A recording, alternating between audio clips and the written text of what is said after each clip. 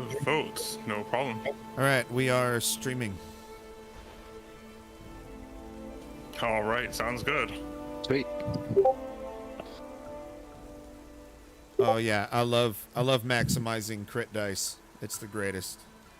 Yeah, like nobody wants to roll 2 once. Oh no, but I'm sure at one point in time, all of you will be regretting this choice. With particular few things, you'll be like, "Oh shit!" And I'll be I'm like, gonna eat these. I'm gonna eat these words.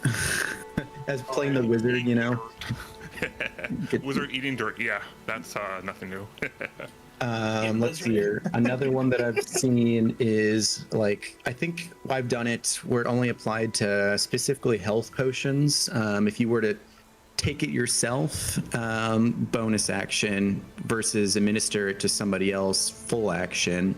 And then I've also seen it where if you drink your potion as an action, you get the max healing. You know, you drink it every single drop. Whereas if you were to like quick chug it as a bonus action, you roll the dice and you get what you get. Did somebody say that he's taking detect magic?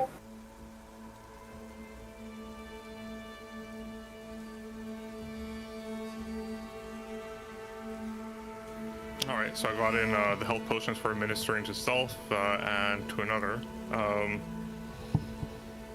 mean, if you want the full, I guess that would probably just That'd be probably a second vote, I guess.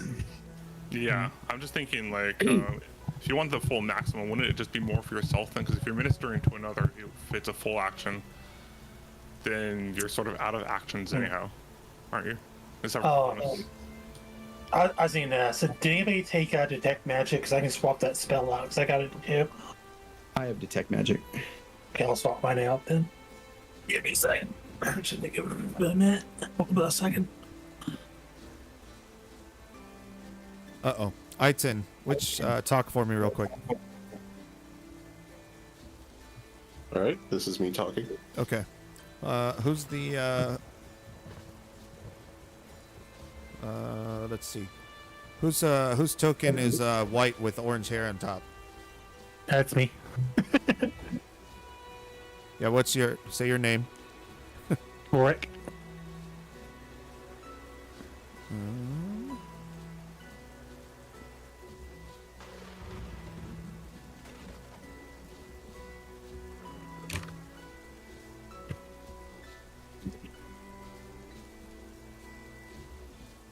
Now, like, what's your PC name? Sorry. Oh, that's what it is, Toric. Oh, Toric. Okay, got it. Yeah.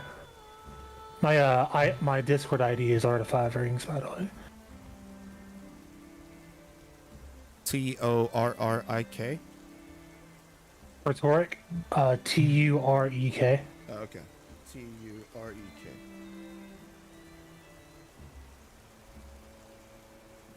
Thank you.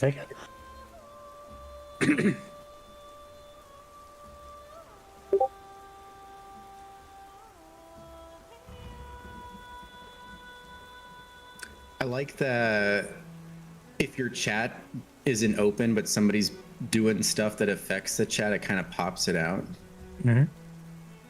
Yeah, it's kind of nice. That's the new Foundry version 13, right? Mm-hmm. Yep. Uh-huh. Yeah, I like it. It's very crisp.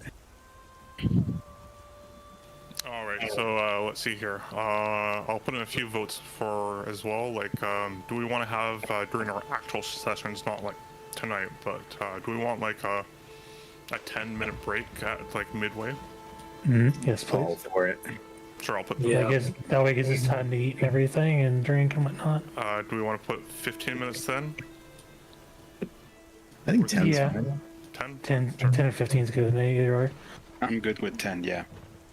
Okay, yeah, we Nix, just I need to come love to an agreement. That's all. I love your portrait when you talk, Nix. Thanks.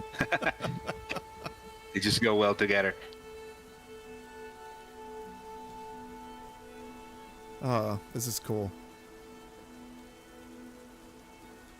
Okay. Who do I not have yet? Loose.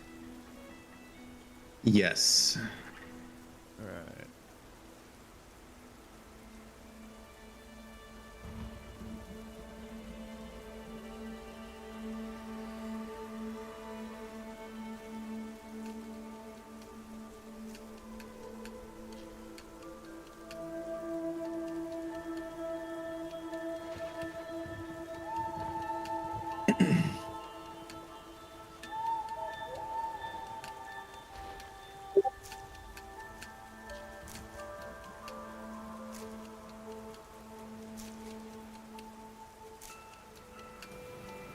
And I have mentioned it before, but I don't think it'll actually really come up. Roleplay is going to be great, but at the same time, there will be options in the game. There's going to be a multitude of them.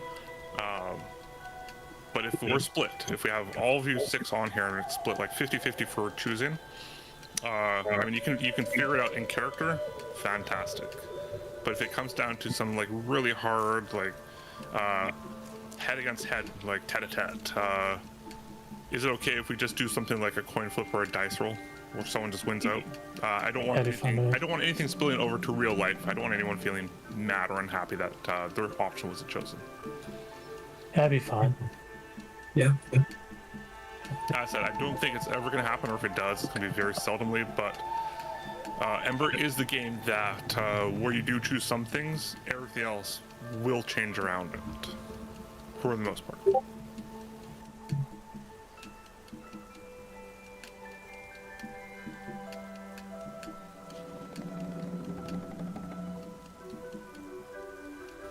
Alright. I got my spells ready, by the way. I mean, I just gotta add grease and add.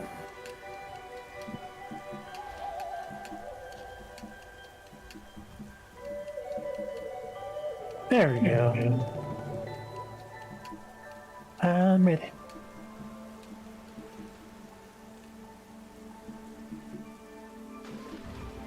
Oh wait, guys, I can't get too loud because my fiance's trying to sleep. No problem. No problem.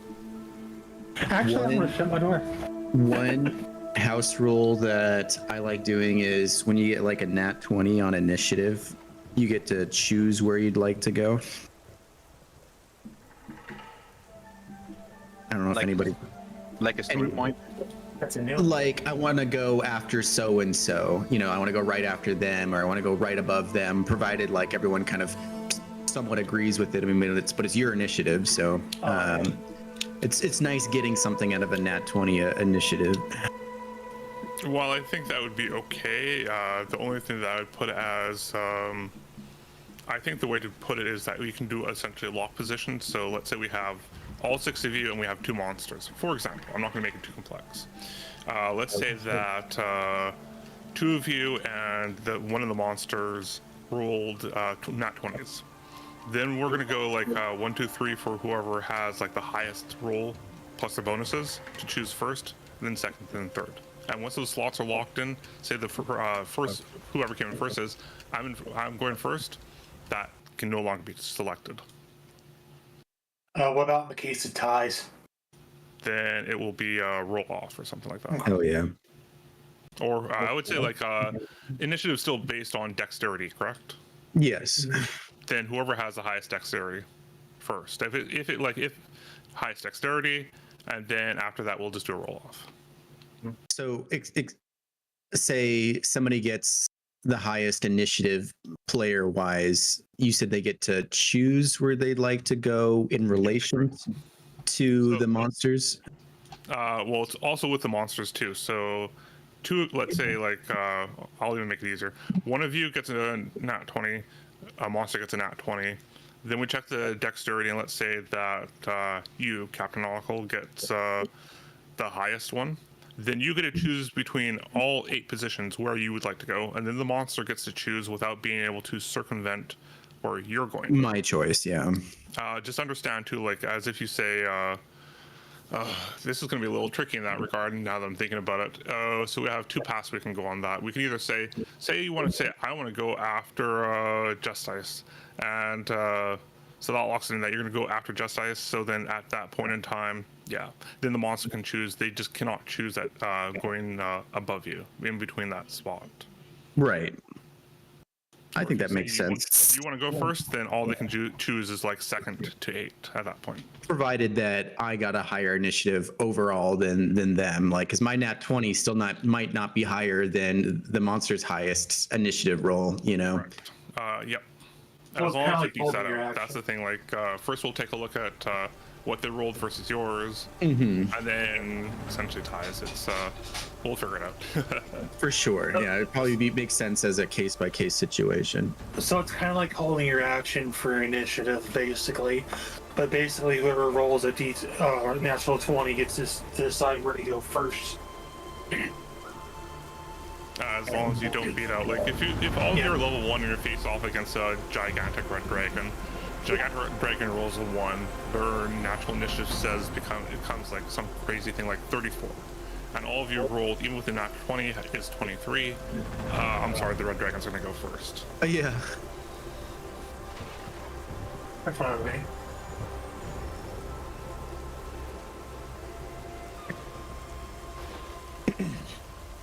From what you can tell, is there any need to use music or sounds outside of what's already provided?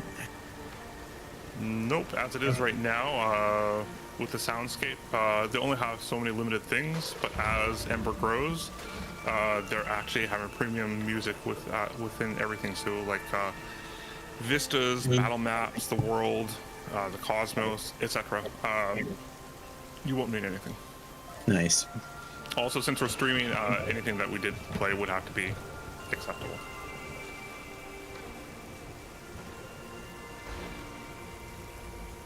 Okay, you might hear a lot of dings here in a minute. Okay, never mind. Let's make sure I'll go in.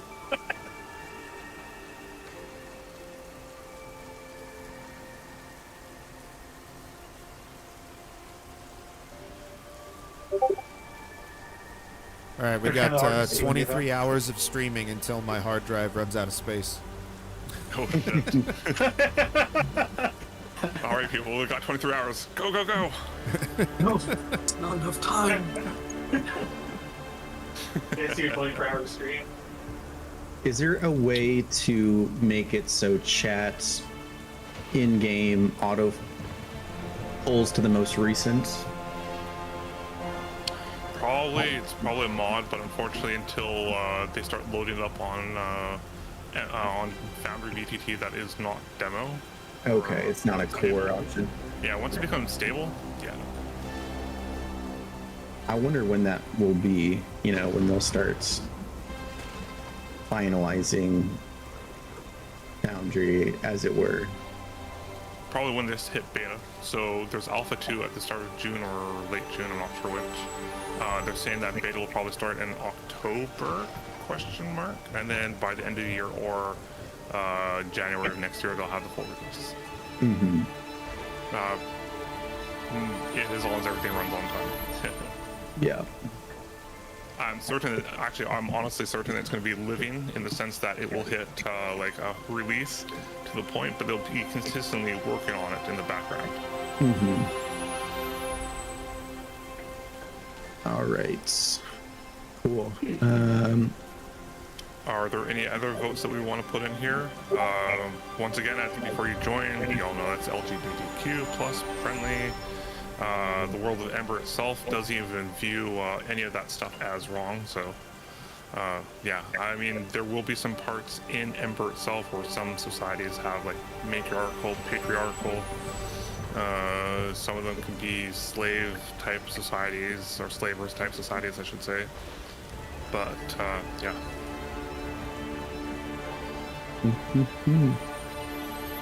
What? Anything else? Session 0 wise? I'm not entirely certain how deadly Ember is. Like, if I was walking to Tomb Annihilation, I was doing Session 0 or Abomination Vaults, I'd be like, you're gonna die. But, or at least don't hold on to your character that long. But as it is right now, You don't have anything to worry about. good, because I'm still gonna say it. Your character might die. If it does die, I'm gonna put a pause on here because I know something that maybe not all of you know. But it's sort of been. Actually, you know what? If you die, I'll leave it as a surprise, but I can tell you that something will happen.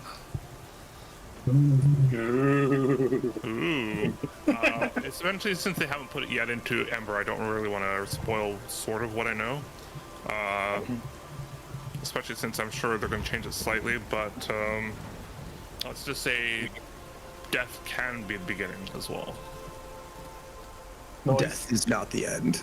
That's true. Yes. Love that quote. Yeah, that pretty much sums it up for me. I'm fairly chill, laid back. Just be patient with me with D&D 2024 rules. I'm not super sharp on it because most of my brain has switched over to Pathfinder 2nd Edition. Once we restart into Crucible, it'll be a lot easier because we're all going to be learning at that time. I don't pronounce everything properly sometimes. It's just my own bad. Correct me. I don't care. If I mess up a rule, let me know. Cool.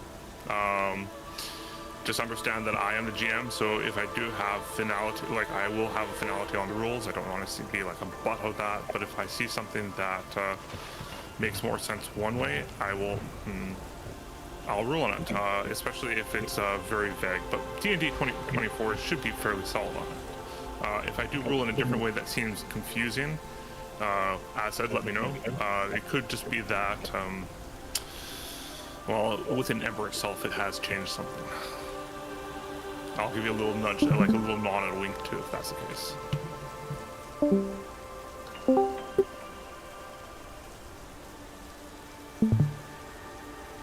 Yeah, but is there anything else for session 0 that anyone wants to bring up? And like, if you think of a rule afterwards, don't like let us know. Bring up a suggestion. Session 0 is essentially where we just talk about expectations, and we can always come up with new ideas after. Yeah. Just whatever you do, don't hit on my character because it's kind of weird because I got a fiance. You said you didn't want us to kill your character? No, don't hit on my character like as in like lovey-dovey stuff. Oh, lovey-dovey? Nah. If we're talking about lovey-dovey stuff, unless a character engages with an NPC, I just don't know what the limits are for people, so I will definitely, most often than not, unless you tell me out of character or something, they won't do anything. Unless it's Like a fade to black situation. Yeah, or if like, usually you find like a flirtatious character, but I won't like, I won't push an NPC unless somehow it's within a storyline towards another character, even in like, ooh, I'm interested in you, type deal. Unless you are okay with it, and I will probably personally message you beforehand, just making sure it's a thumbs up, thumbs down type deal. Okay. Thanks for that. I appreciate that. Y'all are awesome. It's the best group ever. The best group so far. So far, yeah. But yeah, Ember is it's a very big, it's huge. Once we finally get into this, if you have not seen Glass Cannon Network, prepare to be astounded. I've said it before, there are many choices to be made. The first one that you make, I will say it's very forgiving because you can go back and actually choose again. Like not choose again, but go down the path that you haven't gone down. However, the second big choice you make, once you make that choice, it's quite, it will change a lot of things. So in this game, it's truly a you cannot have it all situation. Sorry if anyone's a true completionist. You'd probably play New Game Plus. New Game Plus, yeah. I'm not completionist at all. I just keep on going. Keep on chugging. For sure. Yeah, but yeah, that's about it. There will be something else that I'll bring up right now. It's not too far into the future when you will encounter it, so I may as well bring it up now so we're not pausing. Eventually, when we start the game, I am going to be in full control of where you move. I'm sorry. You're going to be part of the caravan. None of you are the drivers of it. One of the NPCs is. At one point in time, it will switch, and all of you will have essentially your own token to move around on for exploration. As you do exploration, time will move. If we make a mistake and you like double back accidentally, I can always revert time. But as you move to a new hex, or even if you highlight over it, it will tell you how long it will take to travel.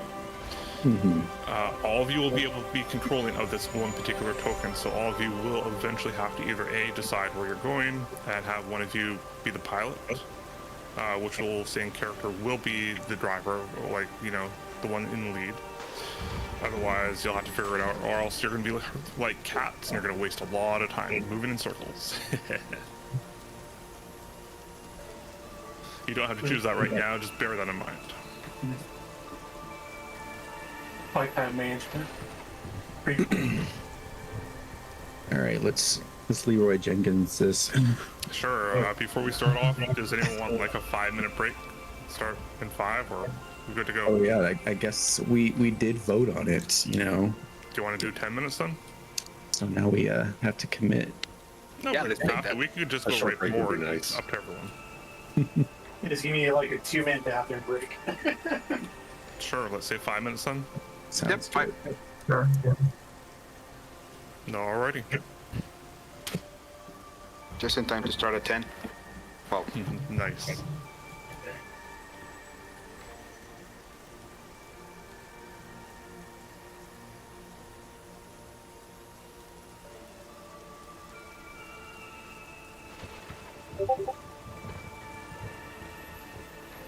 There we go, a little countdown clock.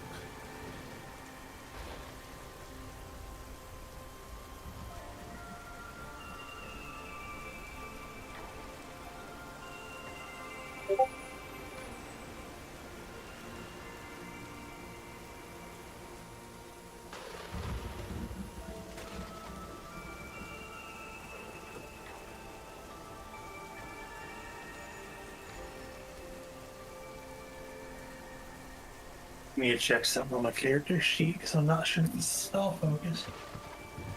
Oh, yeah, I mean, you change your spells every day, don't you? Mm-hmm. Take your time, because you're gonna, before we even move the caravan, it's already nighttime. Like, as you can see, day 0 with 2200.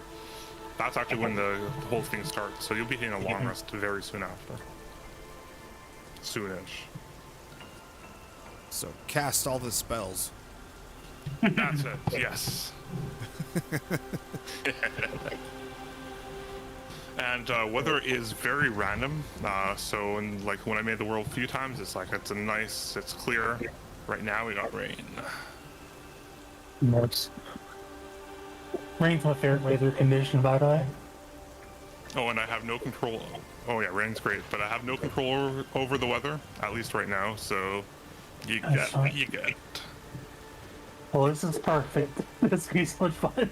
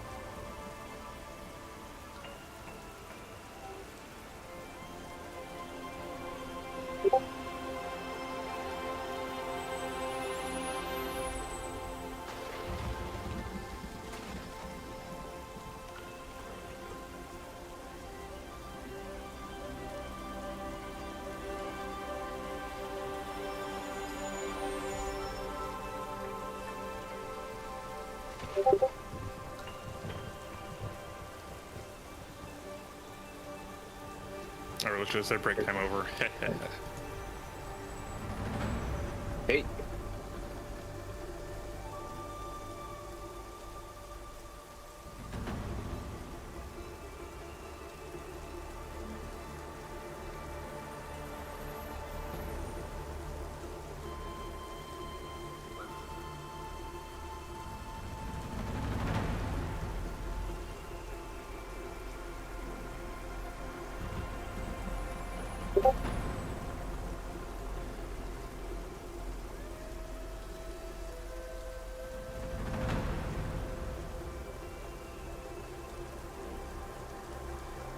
Easy enough way just to cast your vote saying that you're back. That way we can start up.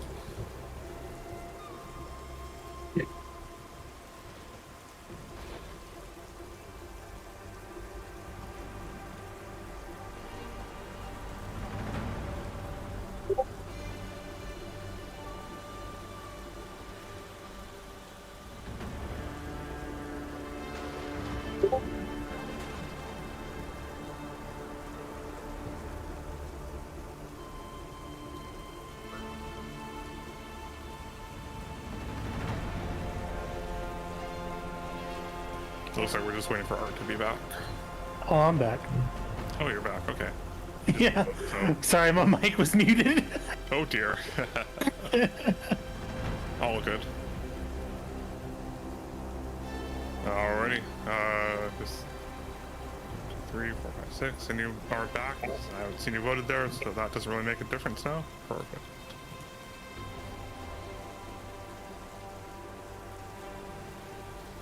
Then I do believe we are good to go.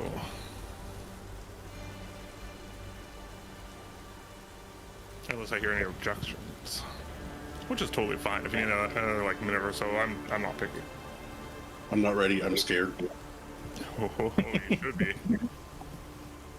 Be very afraid. Scared that you might enjoy Ember too much that anything else on Foundry will be like, it's not good enough for me. So true. Don't hit me like that. I already feel that with my own game. Oh, I'm sure your game is fine, and I'm sure your players love it.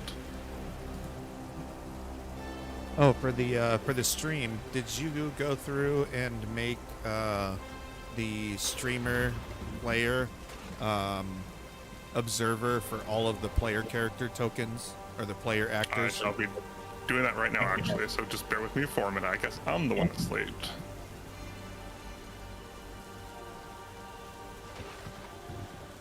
Yeah, once they actually have a module called OBS Utilities for Foundry that actually it makes it so that the map like auto zooms in and out to follow all of the player characters. Well, that's nice. Ooh, I Is like that it. system agnostic? It is. The unfortunate side is, again, I can't put it on for Ember until it hits a stable version. Yeah, I know. I'm just letting you know for the future. Oh yeah, no, I'm sure we'll use it in the future. Once it hits to stable, I'll put it on in a heartbeat. Well, don't do it until the module actually says it's good for version 13 support. Oh, of course, that's what I mean. It'll hit stable, and then once it says that, though, I would probably try it on a different world and just test it out because in my Pathfinder I use 2 modules that are not actually supported for the most latest, but they still work just fine.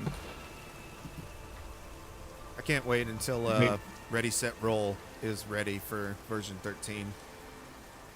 I think that's my favorite module for Foundry. What's it do?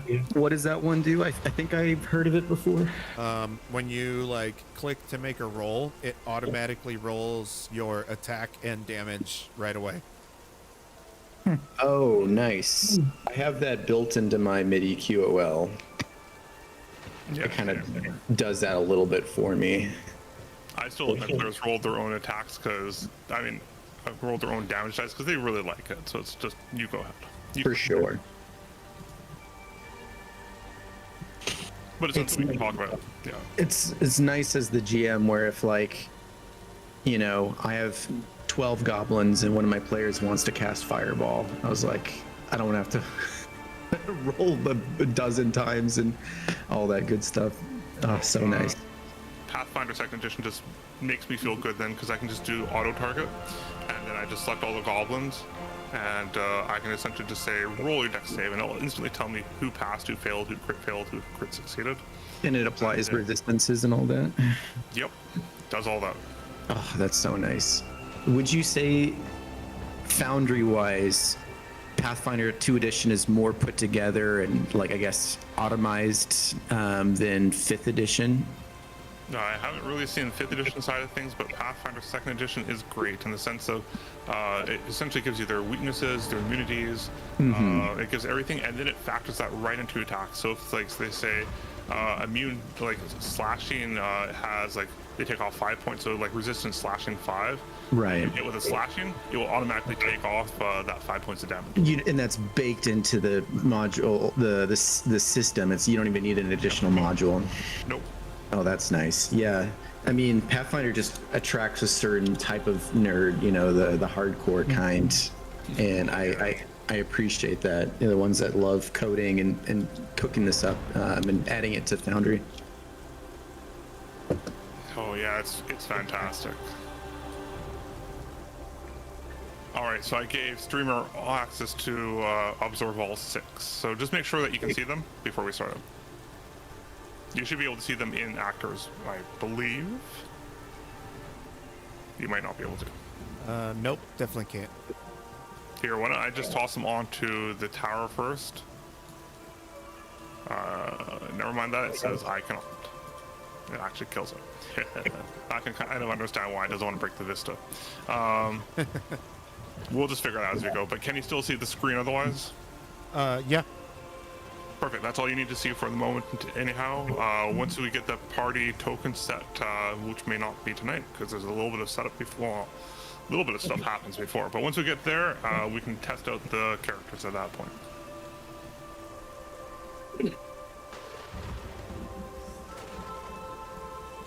So I'd like to direct everyone's attention right now to the top where it says day 0. To the left of it, you'll see something that kind of looks like a foldable map. It should come up as region map. If you click it, you'll see the start of where you've been traveling so far. Or should I say, just a small bit.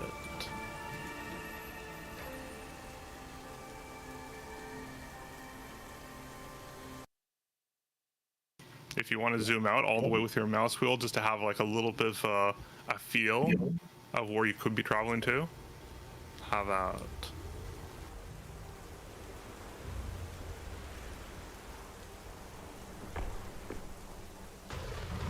It's no joke that it's a gigantic map.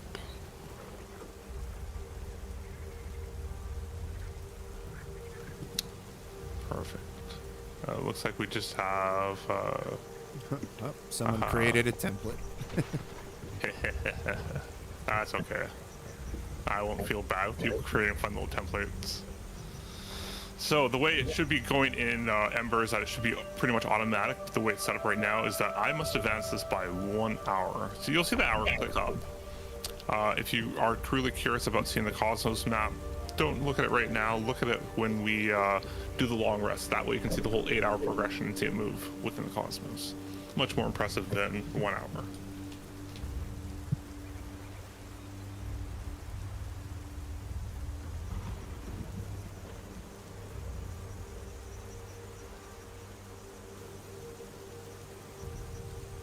All right. And so, unless I hear anything else, we will begin. Let's go. A band of travelers gathers around a softly crackling campfire, resting after the day's journey. You accompany the Stray Hearth caravan, a merchant convoy bound eastward to the great metropolis of Ordain, from the small city of Castle Brava to the west. To reach Ordain, you must pass through the Forest of Stone, a chaotic region of rocky paths, canyons, and crags that wind its way eastward towards the plains beyond. The next stop on your route is the frontier town of Hellcast, which soon hosts the Dusttide Festival, a rare and celebrated event for the Arcturians who live there. However, you're only still several days from Hellcast, and tonight you camp amidst the untamed wilderness. Your company has made camp under the strange rocky shells that offers some shelter, especially from the rain, as it's been making everyone feel rather drenched this unfortunate eve. A jagged slab of twilight stone protrudes out from the nearby cliffside, where it is wedged motionless, providing an overhang underneath which travelers, well, might seek refuge. The slab is inconsistent in texture and color, with the natural stone of the area embedded within its mass. And you can see that it's faintly visible relics of ancient clockwork, twisted and weathered by centuries of exposure to the elements. It's quite evident that the travelers often camp in this location. The soot-stained fire pit and the large logs assembled around it suggest the common stop for caravans following this route. Assembled around the fire are several intriguing companions who travel with the caravan, but at this moment, all eyes are focused on a single figure standing beside the fire. The caravan leader, Agrabah Swift, is a gregarious human with a worldly demeanor and twinkling eyes. You have traveled with him for several days and find him to be pleasant and affable. As has become customary over the several nights of the journey, Agrabah prepares to regale the company with a stirring tale of legend.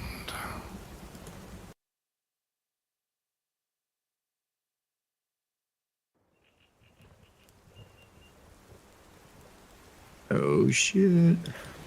And you can see here that even though the rain does come down, and essentially this big giant stone overview, and at least some of the forest is providing you shelter. At least enough to let the fire roam, and Agrabah himself to at least talk to all of you. And you being everyone at the campfire.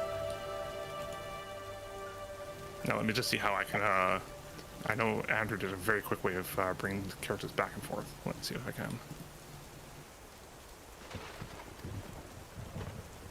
No, don't go away.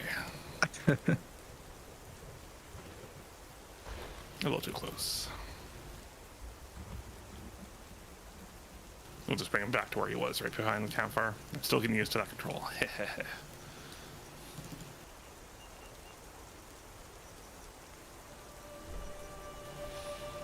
So as you take a look at Agrabah Swift, you can see like the lute is kind of slung over his back, but he kind of just brings it out just to strum on a few chords. But then he just stops. Ah, yes. A fragment of Akon. Can you imagine, as he looks up to this jagged stone where you can see all this clockwork in, can you imagine such a place when it was whole? Think of where it came from and the enormity of events that caused it to plummet to this terrestrial soil. I'm sure you all know the tale, but sit a moment, please, and perhaps I can weave it upon your memories anew. And once all of you have gently taken your seats, Agrabah essentially goes closer to the flames that are crackling away, and he just stares at all of you, a grin with his lips just pulled up, as he just starts motioning with his hands, not close enough to the fire, but just enough to show that he's being quite expressive, as he brings his left hand just from his right arm just up and over him. Long ago, the heart of Ember, the source of creation and life, assembled the first and most ancient places of our home.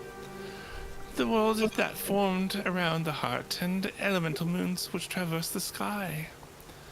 Attracted by Ember's power, like a spark in the darkness, the abyss flows swiftly in to devour the fledgling realm.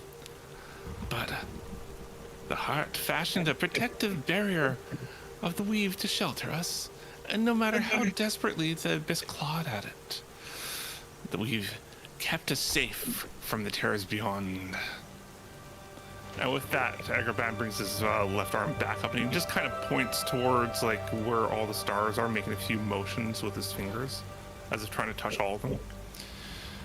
Within our safe enclosure, Ember grew, wild and ever-changing, while the weaves shielded us from threats beyond. It did not protect us from within. A misguided and arrogant people at the apex of the Empire's power sought to prove themselves masters of Ember. They built a colossal tower, grasping ever higher to harness the light of Lantier and the power of the weave itself. And then his arm stretches up, his just fingers falling just beyond the light of the fire, just like created shadows within his hand. All of Ember shared the punishment their hubris brought, and then the tower was broken. The moon of Akon shattered, and its weave itself rent asunder. And with a downward motion, Agrabah snuffs out the fire before him, plunging the campfire into a heart-stopping darkness.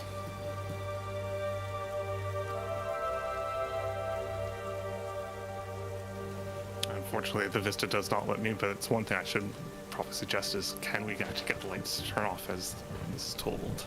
That'd be neat. I would personally like to be like, woohoo.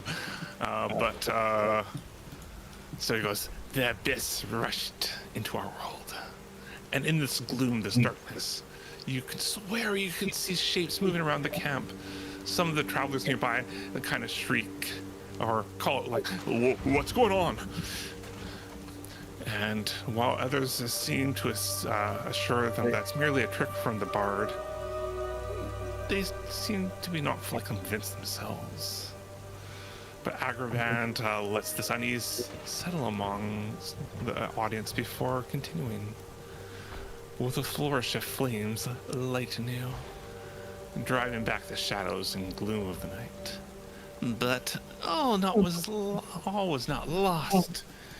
He continues, for Ember had defenders, some of them quite unlikely. Even the mighty and terrible Alar stood alongside the other elder gods to rebuff the abyss. Alar repaired the weave and prevented her annihilation.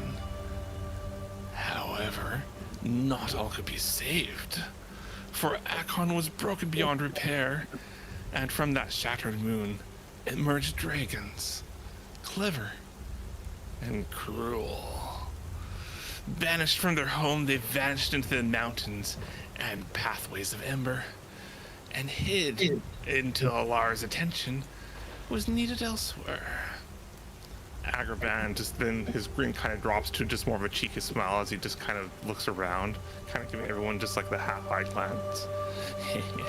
To this day, the dragons of old Akon prowl the lands of Ember, causing havoc as they please. But fear not. The Stray Hearth Caravan is of no interest to such monsters, and we know well enough to steer clear of them. And then you can sort of see Agrabah slowly lowering his arms, letting his final words linger, as the flames just start picking right back up in the fire pit. And now, friends, eat a little more if you want. But it is late, and tomorrow we will, after sunrise, continue. If all should go well, we should make Hellcast within several days of schedule, which is perfect for any of you that have wanted to go to this festival. I'm certain I've heard some of you wanting to go. Even I myself want to enjoy a little bit of relaxation before we get over to the big city.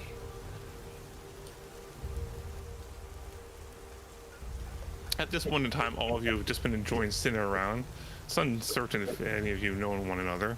And you've seen the other companions there, just traveling along. For the most part, you have some that have been silent, other ones have been chatting amongst themselves, but none of you have really made any approaches to these characters. If you'd like to, you can even approach them, or you can just head off to sleep. It really depends on how you feel. I approach one of my fellow adventurers.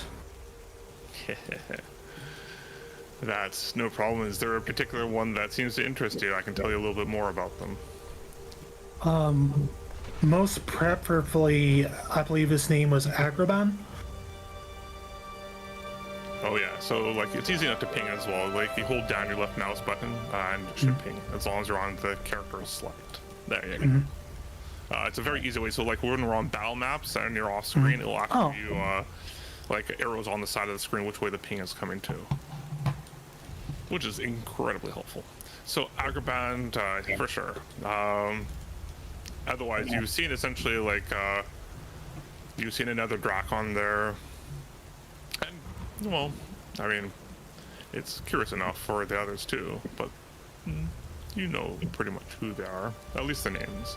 Agraband, however, kind of just gives you a smile. Ah, hello.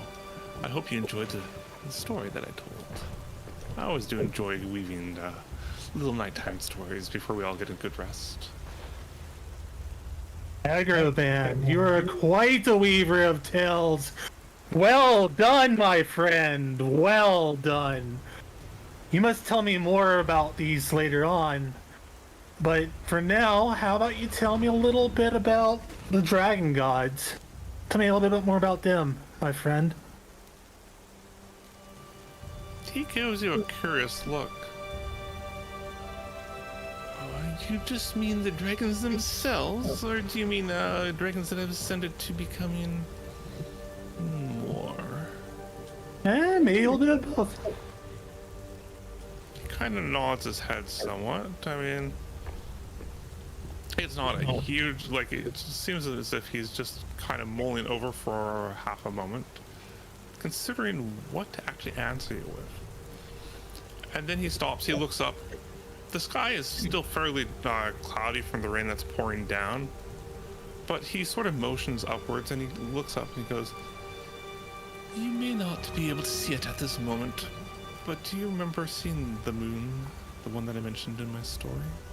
Yes. That there, my friend, is indeed where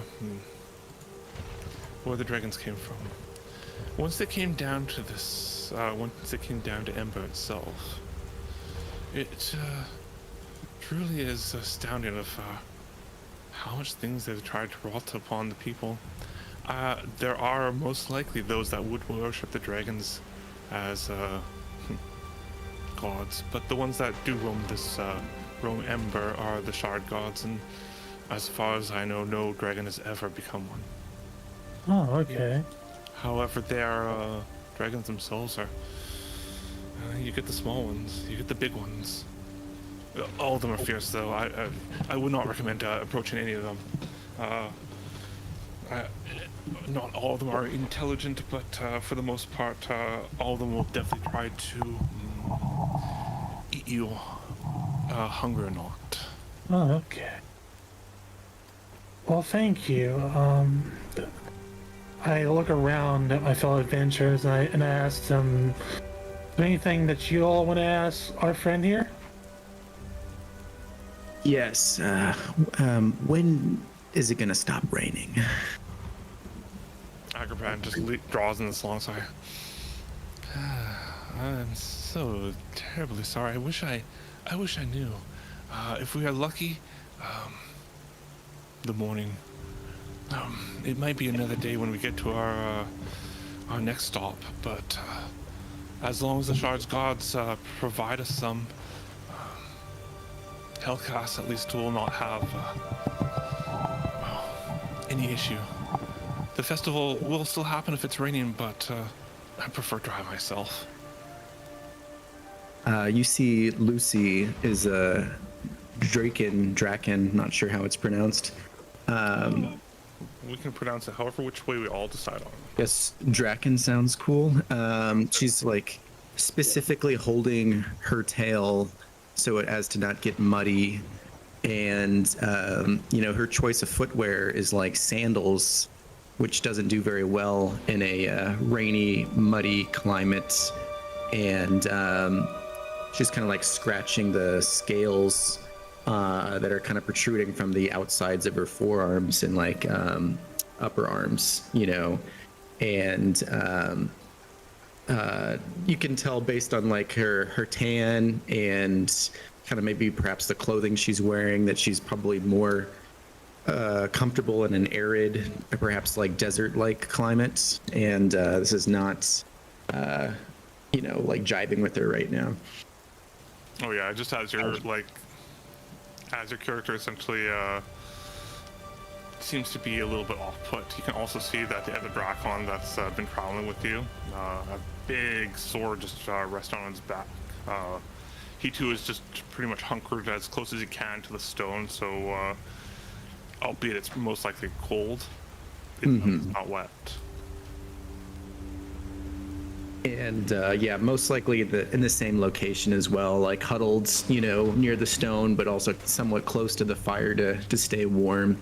And probably exchanges like curt, respectful nods to the other Dracon, but, you know, doesn't really exchange any words, at least not yet.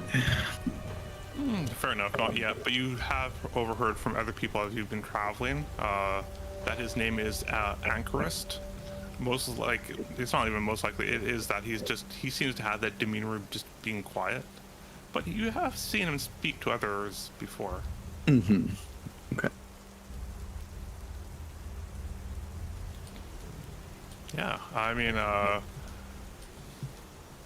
and I should say this out of character, don't worry about needing to approach every NPC. They will eventually come and talk to you. This is just essentially the very first opening night. There will be times where they will be a lot more social. It's just as the weather permits. A lot of them just kind of feel a little bit more not as chatty. But if anyone else does want to approach, you're more than welcome to. Yeah, on the party, there is one little guy, but he's not in the shade. He's not protecting himself from the rain. Rather, he is just laying down, legs crossed, hands on his back, just taking all the rain in a puddle. And he's like, yeah, all the dragons are horrible things, right? Oh yeah, like at this point in time, as you mentioned it, Ackerbond would pretty much go, oh, yeah, I mean, I haven't really heard of a good dragon, but at the same time, the old way of mentioning things would be don't judge a tome by its cover. So he kind of pauses as if he had thought, looking sort of just pensive. I suppose you might find a dragon that is a little bit different than what has been told in the stories, but the ones that patrol around here in this wilderness definitely are not the type that know how to converse, and we're pretty much just morsels of food. Yeah, it will be nice to see a dragon that we can talk with instead of it trying to break my bark, you know, from where I'm from. Those things are everywhere, and we don't go to the mountains. Yeah. Well, my friend, I hope we don't have to travel to the mountains at all on this trip. Honestly, we have to pass through a narrow pass, but it's very harmless. I've done it over a dozen times. I would say probably about 3 or 4. No issues ever come from it, and it's so highly traveled that if a dragon were to truly appear, like in the pass itself, it'd be incredibly rare. We have enough size of a group here that I don't think any of them would be stupid enough to try and approach. Well, we'll see. We'll see. Hey, who knows? You might eventually have one day that you can talk to one that's willing to socialize and Fight for some drinks, right? Exactly. Yes. But the closest right now, my friend, is that you're going to be able to talk with the Dracons that I'm certain you know, but a lot of them do claim that they're descendants of dragons. Nothing I could rebuke there. No, nor would I. I think that's a fascinating story for them. If it's true or not true, I'm not certain. I pulled one of their tails before, and they didn't like it, so they certainly have the temper of a dragon, I'd say. I'll chuckle over hearing that. I would say so. I would say so. Yes, yes.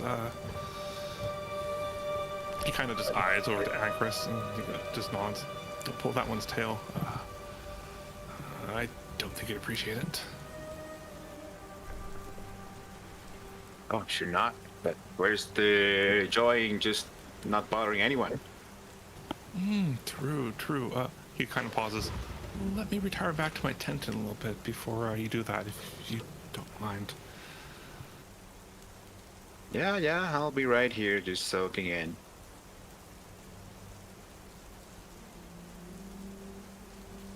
Yeah. So as you're soaking in, he just smiles. He just like, I'm glad all of you seem to be enjoying your trip as well. I mean, caravan here I've been running for several years, and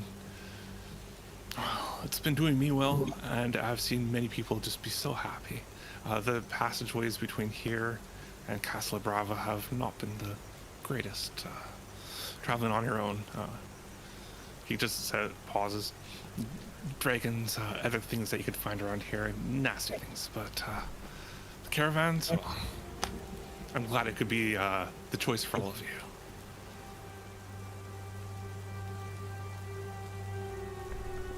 you. A caravan, eh?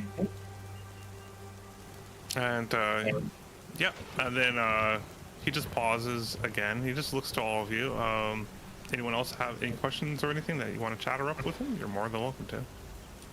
Agrivand, do we need to set a watch at all tonight? You hear I'm going to be keeping watch, and at this moment you can see the Dracon essentially just kind of lift up his head, just staring at all of you. Don't worry, I'm used to staying up late. I'll just take a rest in the caravan as we're just traveling down the next day, but for now, he kind of just reaches up with his left hand just to pat essentially the hilt of his sword. I think I should be good enough. If at worst anyone else is needing to, you're welcome to step to. Don't let me stop you, but I'm sure the trip the next day will provide some quite scenic, some nice scenery. If you're staying up, then I'll stay up partway through the night. Can't have you watching over all of us by yourself. All right, and my fine friend, what is your name? I mean, I've seen you as we've been traveling, but... You may call me Lucy. Lucy. A pleasure. Anchorist is my name. Charmed. And he just nods his head very, gently. And, at this time, Agraband's just, kind of thinking to himself as well. He goes, well... I am certain, all of you will have a good night. But for myself, I think I will be retiring. Again, all of you, thank you for listening to my story. Essentially, the story tonight, and possibly tomorrow night, they'll talk more about the shattering. He kind of looks over to the stonework again, and again, you can see these ancient gears, sizable ancient gears within this stone that's just jagged right out of the ground. And he just smiles. To see this thing float in there would just be attached to what these towers that used to float. Oh, if only. It'd make my caravanning job so much easier, flying people around instead of having to be on the ground. He pauses, looks back to all of you. Yeah, have a good night, all of you. We'll see you in the morning. And with that, he will go back. He'll go to his tent unless anyone wants to stop him. When I see those gears, my jaw just drops, and I'm just looking around the camp at my fellow adventurers, and I approach the one laying in the puddle, and I say to him, "Hello there, what's your name, my friend?"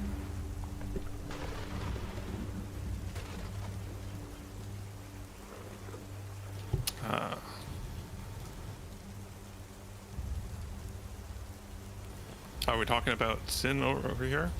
Hmm. Perfect. Just wanted to make sure. What's her name? So she kind of just looks at you, offers like this smile. You can see that she just has this sizable backpack on her, like rest on her back that she's just been traveling with. She only just recently sat it down, sort of semi on the ground, but she's still kind of like hefting it up somewhat, just so it doesn't turn into a wet napkin. But she wears just these. Well, you could probably tell that for the most part it's commoners type clothing, but at the same time she wears them well, and even her cape shows that there might be more than meets the eye. Oh. Well, hello. Sin's my name. It's good to. Yes, it's good to see all of you here. And to whom am I making acquaintance? She kind of looks back, eyeing you. Just call me Torik, and yeah, you seem to be around my height. It seems. I seem to be a little bit taller than you, but it's nice knowing I'm not the only short one around here. I say jokingly as I nudge her in the elbow. She nudges back. But then she instead of nudging back to your elbow, she kind of aims more for her hip just a little bit. Oh, I guess I am a little bit too small. She kind of grins back at you, but no issue, no issue. Yeah, it's a shame that it's coming down so hard tonight. But have you been enjoying the trip? Well, yeah, I'm enjoying the rain. It's my favorite. What about yours? I like it when it's a little bit more clear. Seeing the sky outside, it's a lot more pleasant. I mean, I'm certain even Agrabah's tale would have been a lot better if he was able to actually point to the constellations rather than clouds. But it is what it is. Yeah, I agree. And at this point in time, if anyone wants to, or I should actually ask first, since I don't know everyone's attunement. You are more than welcome to let me know if you have attunement to Akon. I'm checking. Akon is in retrograde. Yeah, well, I mean, it's essentially what you chose on your character. If you have attunement to Akon or whichever attunement you have. Akon was just one of the choices. And then I see on the top, the celestial GUI, that it says that Orbis is waxing. Yep, this is all just within the cosmos right now. So on that cosmos map, it just has that there. At this point in time, there's no mechanical stuff to it. It's just you feel a little bit you probably in the back of your head feel a little bit more comfort if they if they were out, that you could see them at this time. I see. But I asked her about the attunement Akon for a different reason, actually. Gotcha. However, if at this point in time you've never chosen an attunement, you can always choose it if you so desire, which will go towards the story here. Or if no one has it, that's not an issue either. Some things, unfortunately, in the game will just never be found. A lot of things will be, though. Don't you worry.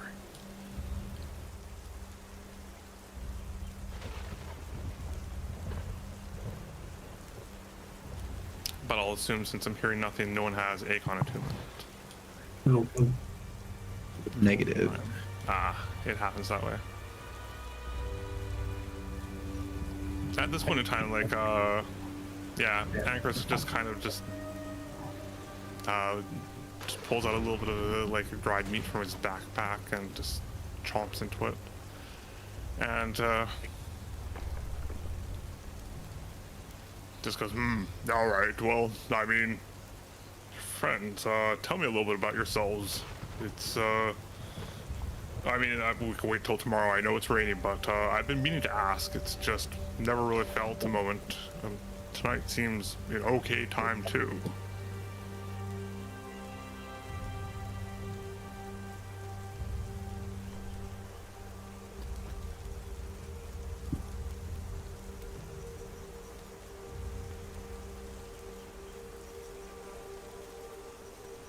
Sorry, was that to Lucy? It was to Lucy and anyone else that's still outside. Like, he's just trying to, you can tell he's trying to just start up a conversation. Sure. Something that he seems to be a little bit unpracticed with. Okay. Sorry, I was reading my attunement, so I apologize. I missed the last bit. All good. No worries. Hey, my mic, I'm unplugged. Oops. Check. Yeah. Luckily, I have this stain on it. When it lights up, so lets me know. I approached everybody. I approached the campfire from my tent as I returned back from it after talking to Sin, and I say, "Well, I think I'll let you all talk, as I've been talking a little bit too much. I feel. I'm gonna warm up by the fire if you don't mind." Not a problem. How many times have you made this journey? Are you asking Anchorus that? Yeah, Anchorus. He kind of just gives you a look, and it's not as if he has true, it's very stoic face. Even though he's like serious stoic, but he's still trying to talk. Well, I would say that going from once, coming back, the same amount. I'm just heading back to Ordain, as I actually work there as an investigator for the city, and they've called me back to report and receive new assignments. I left down this particular trail heading eastward for particular reasons. I'm not too keen on staying at the moment, but I would say it's just more like a, what they call it. You kind of try to struggle for the word. Vacation. That's what it would be. But I prefer working, honestly, than just sitting around and doing not much. Yes, I agree. Idle hands, causes the mind to go dull and your hands to get slow. It's good to stay busy and keep yourself sharp. Totally agree there.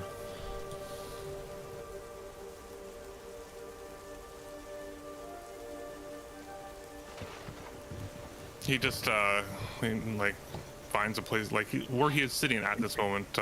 He just kind of nods. If you want to get yourself a seat or something, you're more than welcome to come over here and sit if you want over and rest. But beyond that, I can see other people slowly getting to sleep.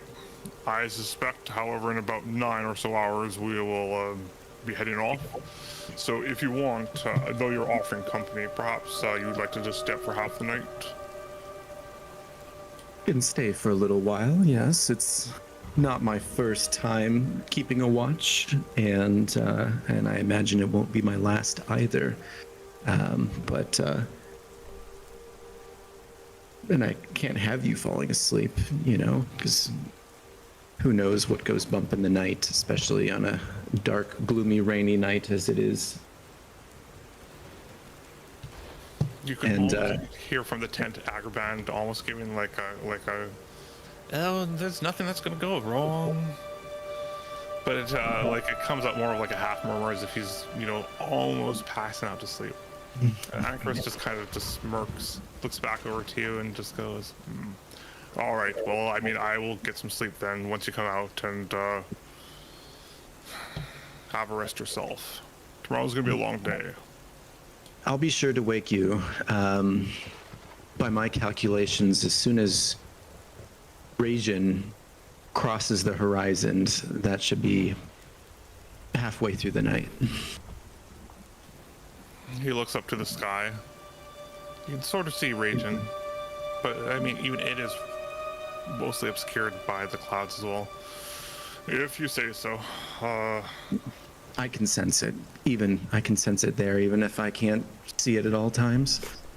He kind of just gives you like this knowledgeable nod, just like a pause, and he just goes, "I understand, yes." Most people seem to have that sort of inner clock. Again, he pauses. Feeling, I should say. Just of where things are at, with particular planets up above. I've never really felt that myself, but I've heard that some people do have a better sense to it than others. Yes, well, get some sleep. I imagine we'll probably need it. Who knows what excitement awaits us tomorrow. Totally agree. So the question now becomes, does anyone else want to talk to anyone else here? Or do we just go into the next day? Again, don't feel like you have to speak to anyone. You're all travelers on a caravan. You're all traveling either to Hellcast or you're going further to Ordain. And it's not like, you know, you have to know everyone that's in your travels with you. It's not an issue.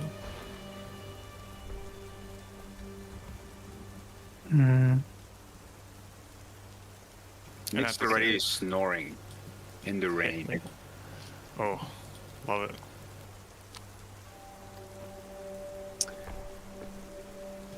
You can sort of see like just the other one that had some paper out. She seems to be just furiously writing, like, but she has like her tent kind of open. She hasn't been outside for much of the night. She seems to enjoy reading and writing and adding to it, but that doesn't really mix with the rain outside.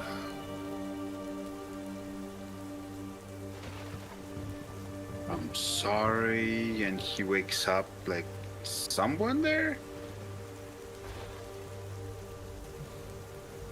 You sort of feel eyes upon you. He gets up and is someone looking at me? He eyes around. He feels a gaze on him.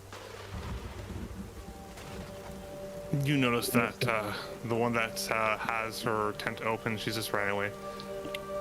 Oh, hello. You like watching three people get I'm rain terribly on them? sorry. So sorry. I just wanted to. She kind of pauses, puts her pen down, and sort of like slowly tries to turn the paper a little bit. Actually, I'm just taking notes and taking a little bit of drawings of, well, not really you. I'm sorry. It's just the weather that has my interest and everything around here. I mean, I look at other things like the stone with the gears, but unlike you, those that have books and whatnot, I'm just so used to having all this paper. You know, that one we might have my cousins you're writing on, right? She pauses, looks to the paper, looks back to you, looks to the paper, and one more time to you. Surely not. You She right. kind of seems a little bit questioning of it, but at the same time, she seems more or less certain. You have a feeling like she might be trying to think of a way to skirt from offending you further. So, like, do you think trees would say something about being turned to paper if they had something to say about it? I suppose not. I've never really thought about it in that way. Yeah, I mean, we are all here to take what we can, right? Right. So you have your questions. I mean, we all have questions, don't we? We do. My How question would about- be, when will Yeah, the how- rain stop so I can actually get outside? I mean, I'd love to walk around, but all I can see is from my tent with this. Like, she kind of looks at the flaps with the flaps open, and you're directly there, 10 feet ahead of me. What else am I supposed to look at? I don't know. Your book. She looks back down to her papers, gives like a little shake of her head. Of course. And she offers a small shrug. My apologies. Oh, no, you don't have to apologize about anything. You can look anywhere you want. You can look at me. I mean, I just want to know if you had something on your mind. Oh no, not much at all. Not much really to share. I mean, I just enjoy the outdoors, and I was hoping with one of these last nights, you know, that I can enjoy it without this darn rain. Oh well. I mean, rain is nice, but I'm sure you don't like it because you like clothes, right? I suppose. She kind of pauses. And I mean, you've seen her walk around with paper, and you can also tell, like, she has, like, a lot of these, like, talismans and, coins that just hang off her clothing. And she just offers, like, gives you this look with her, like, green eyes. She just opens her mouth again. Like, one hand kind of just cradling the paper that she's reading, and then two of these ethereal arms just seem to be moving around, like, as if trying to find something else to just grab before she finds, like a cup, and she drinks the contents from it and just putting it down. You're right. I'm sorry, but, you're right. I could close the flaps. No questions, though, but at the same time, it's nice to know that at least some of us can enjoy the rain outside. Oh yeah, you should try thinking on it sometime. It helps a lot. She gives like a pause, and then she just kind of gives like a kind of just pursing her lips for a moment. I suppose when I go back, like when we get over to Hellcast, maybe if they have something that I could wear that wouldn't be so unaffording to laying down in the mud. Certainly I would be more than happy to take a lay and gaze up at the sky, taking your opinion. Oh, sister, you have to get dirty if you want to make the most of this. Just use whatever you have. Go out here and gaze at the stars. It's all fine. She peeks her head out from the tent, looks up. Clouds tonight. Maybe tomorrow. Maybe tomorrow. Speaking of tomorrow, I probably should just look for somewhere to not get killed. Going to sleep, like, around you or somewhere. I mean, Acrobat has a tent most likely for you. Yeah. He's provided for all the travelers, but if you don't want one, just stay near the campfire. As my mom always told me when we went traveling, fire scares away the dumbest of beasts. If I get on fire by being near the campfire, just make sure you throw some sand on me so I don't get burned. She looks at the wet earth below, then looks back at you. Noted. Sounds good. And he like just snaps his fingers and moves closer to the fire. And As the I fire sit- Go ahead. As I stand next to the fire, I say, "Hello there. How are you all?" Ooh, you're awake. Yeah, I've been awake. What do you expect? You expect me to sleep standing still? They let out a laugh. Like, it's pretty late. We have to get, like, supposed to move, like, early, right? Well, As course. you know, Akran even mentioned before all of you pulled in that it would take about he's expecting everyone to sleep for about 8 hours. It took as he arrived about an hour to set up camp, and packing up is fairly calculated. He said Agrabah has also said it takes about another hour for it to pack up camp, and then at that point it's time to get moving. And you've been Alrighty. doing this for like the last week of travel, so it's not a surprise. Well, my friend, do you need any sleep, or would you like to talk about what happened earlier? I heard your conversation. Got pretty good ears myself. I mean, how do you feel about that whole thing? Well, I mean, I guess the four-armed being is... guess she's lonely or whatever. I mean, everyone gets lonely, don't they? Like, I guess they would be. People would need to have something wrong with them to not feel lonely every now and then. We all got things wrong with us in life, I think. It's just sometimes we gotta lend an ear or two, maybe even four. Yep. So, I mean, I'm not closed to anything, but I mean, like, if she wants to reach out, let her reach out. I'm always open to have anything happen. Helping, talking, but you just gotta ask for it. Yeah. I agree with you, my friend. By the way, I reach out my hand. I say, "Can you tell me a little bit more about yourself?" I am a tree. I used to have leaves, but I am now probably too old for them. I used to fight a lot, and not because of my own will or decision. So I am what you would say someone that has taken an unauthorized leave. Permanent. If you want to discuss that later, now that's fine by me. I mean, it's been all nice ever since. I was on the fence for it for years, and now I think I spent more years thinking about being free than actually doing the thing. So I guess I have not much else to do before I wither, and I thought, why not take the chance to be, free.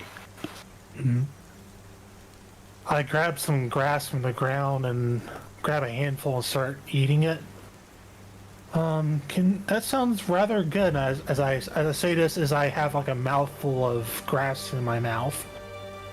Well, if you ever need to discuss it more, I'll be here for you. But for now, I think I'm gonna turn in for the night.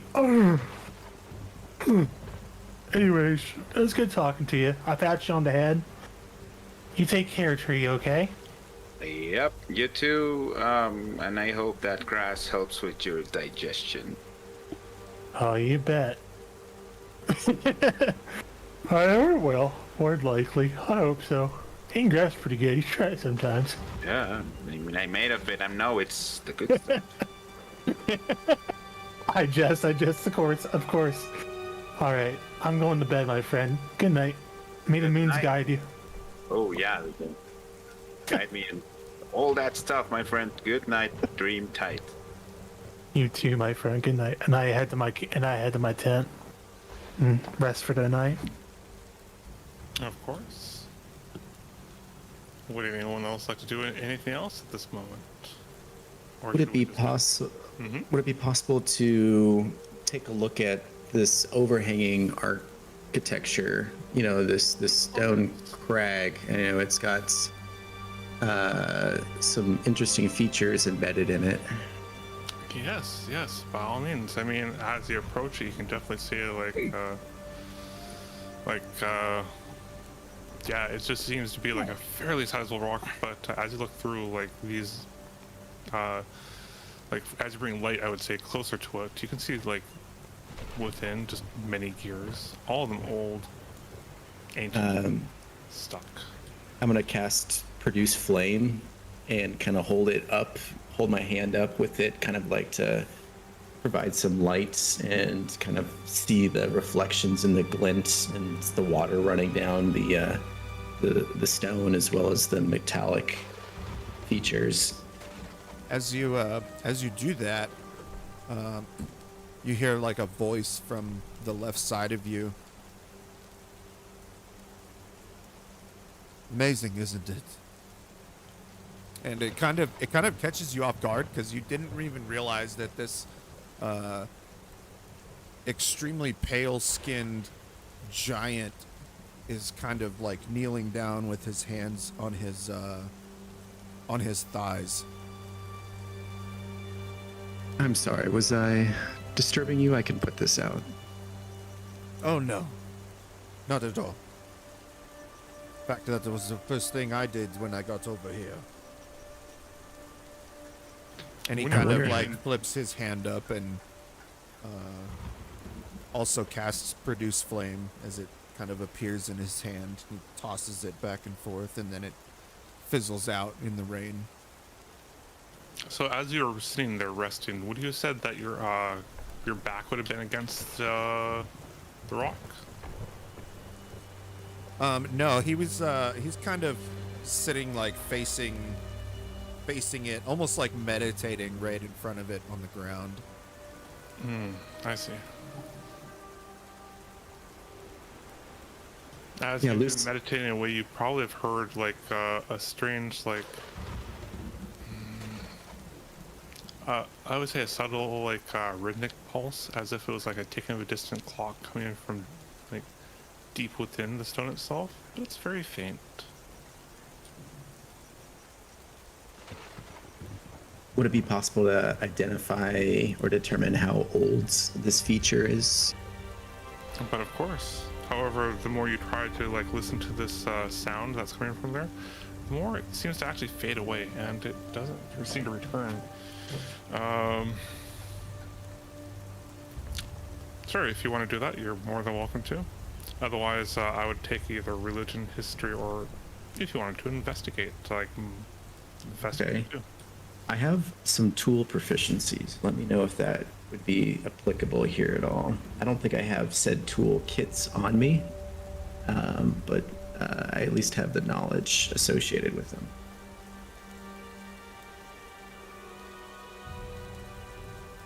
Try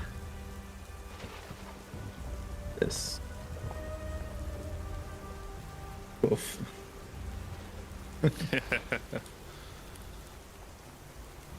Yeah. Sorry, we'll get them out early. Oh, for sure. Yeah, try as you might, like, trying to think of anything that pertains to what this is. You know it is a fragment of Akon, but beyond that, you never really heard of any other knowledge. Can't seem to wrap my mind around it. Most likely you've just never been inquisitive enough into at least this particular shard, or any shards at all of the type. Or perhaps it's just the night time. The night may have made you a little bit more sleepy, and your brain's not dredging up what you wanted to know. Well, with the rhythmic pulses no longer audible, I'm gonna turn my attention to maintaining the fire and drying out our collection of firewood with my produce flame, and kind of making sure the fire stays dry.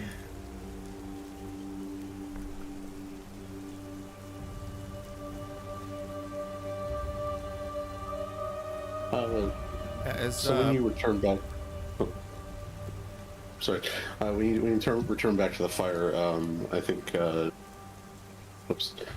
someone else will come back from where the animals were being kept in the camp, pulling back his hood, and he'll say, "Oh, I guess I've missed Agrabah's story, huh?" Yes, it was quite riveting. You could tell he's definitely practiced it a time or two. Seems to be more of the theatrical type. But I'm sure if you ask nicely, he'll tell it again.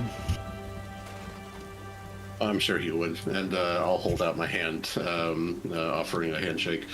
Aton Redblade, at your service. Who do I have the pleasure of speaking with? Good evening. I'm Lucy Stellarum. Pleasant to make your acquaintance.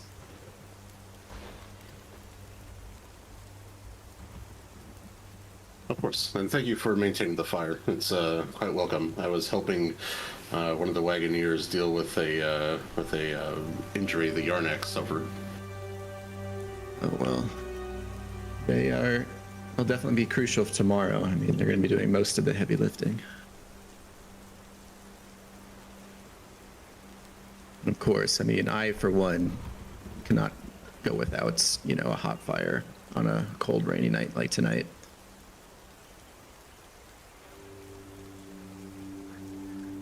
Are you traveling to the next city or just beyond? Yes, I'm heading for Ordain myself. I have a daughter there. I'm looking forward to seeing again. Oh, nice. How old is she? Old enough to be a troublemaker, turning 11 summers this year. How precocious. I'm sure she hasn't gotten to any mischief while you've been away. I, for one, don't have any children that I'm aware of. I'm sure I'll hear plenty of it. I keep her warded with a governess in Ordain. What brings you out this far? Well, such things are not cheap, and my skills are meant for the road more than a city. Ah, and pray tell, what skills are those? A surgeon by trade, and I offer them to any caravan who will take me.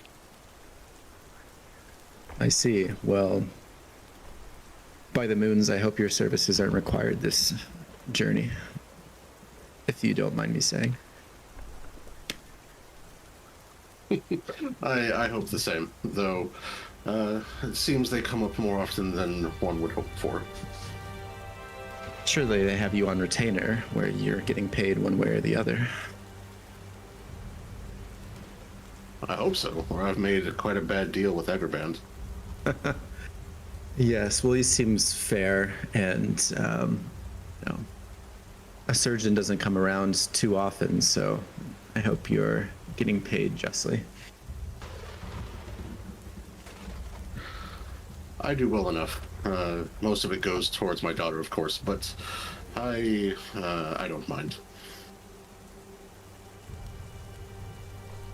Well, I, for one, my skills are not so productive as yours. I tend to focus more on bringing about wrath and destruction, but it's usually focused at unpleasant sorts. So you should have nothing to worry about. Well, I feel more protected on the road already. Yes. Well, pleasant dreams to you. I think it's about time to return to my post. I don't want to get too distracted. I wish you a good night. Agreed, and may we have a good journey tomorrow.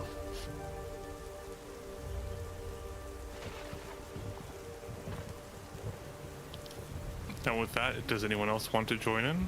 Or do we call it a night?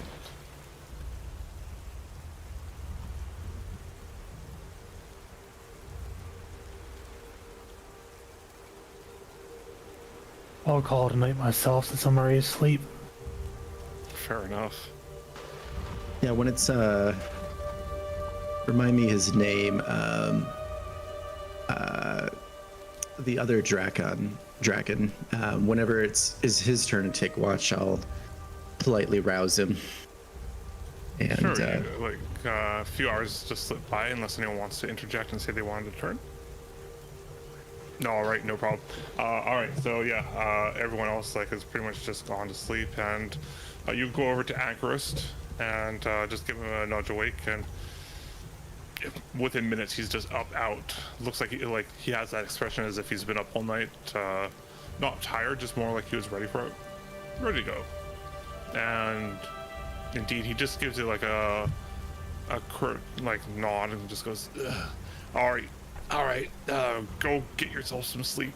Sleep is probably for the best. He kind of just seems a little tired, but rain will wake me up. And for you, get yourself dry and warm, and have a good sleep. I'll make sure that you sleep in just a little bit more before we have to pack up camp, though. Don't be surprised if it's no more than 10-15 minutes. I appreciate it. And yes, we have to make sure that you're not completely spent tomorrow. Who knows? You might have to put that sword to use. I hope not. But if it comes to it, it comes to it. Yes, well, hope for the best and prepare for the worst. That's how my dad always said. Wise father that you had, then. All right. Well, good night then. Good night to you. And with that, the day is considered to be over, as you are all going to be pulled right back. And you find yourselves, as I do a long rest, We all level up. If only. But you can see that it turns from night. Ooh, level 20. No, I think it went a little bit too far on the time. I did click long rest and not. It shouldn't be 4 p.m. That's ridiculous. So let me fix that up. Ah, we slept in. No, no, it should be 1800. Like it should be 8 a.m. when everyone departs. So 0800. so if you want to take a look on the cosmos as I'm going to rewind time, you can sort of see the time kind of roll back.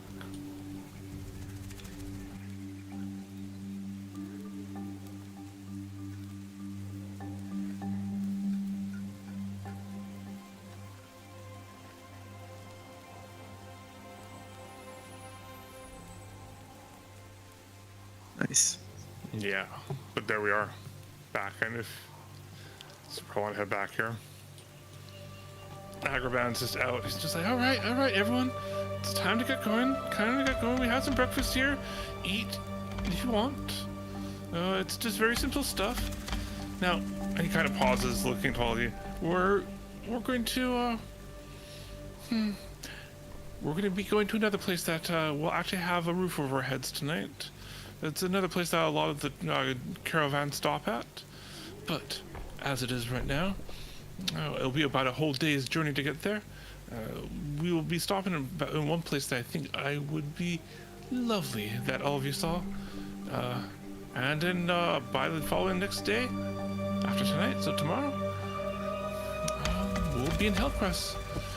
Probably at least 3 days sooner than the festival, but I have like a place for us booked to stay at for the few nights. Don't worry. He kind of raises up his hand. It's all part of the payment for you being here. If you had paid, and if you didn't, well, we've already come to a minimal agreement otherwise. But let us be off. And he kind of pauses. Once we get to Hellcrest, as I said, we'll wait until the festival, and the day after, we'll make our way over to Ordain.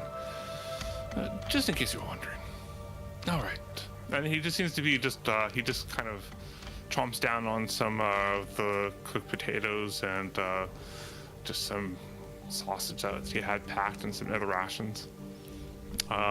Easily, there's enough for everyone there. And not before long, unless anyone has anything they want to do. The caravan will take off, and we'll see how the exploration works. Oh yeah. Let's go. I want to see this exploration. All right, here we are. So as you'll see here, as we move, you'll see the time tick. I don't know if you can see it on your side, but as I choose different areas, you can see how long it takes and the distance between. Can you see anything or not? Yes. Fancy. Nice. Okay, you'll be able to see that again in other places too. But yeah, like time will be different depending on the hex. Is there like difficult terrain where it takes more time to get through a hex at all? Oh yes. But as you move, you can see definitely the time does progress and new areas actually open up. And as you're traveling, I mean, you can see that this maze-like network of narrow, rugged canyons and mossy crags, they really do obscure the horizon, but at least they also helped obscure you from the heavy rain. And the stony cliff sides and the rocky overhangs of the spectacular landscape are decorated with lush flora. From fruit-bearing wormwood trees overhead to the sparse blanket of heart moss and snake vine in the gullies below. Travel here is likely slow going and somewhat hazardous, but at least you have confidence enough in Agraband and what he said, and that he's traveled this many times, and he's proved it enough with how smoothly the travel has been so far.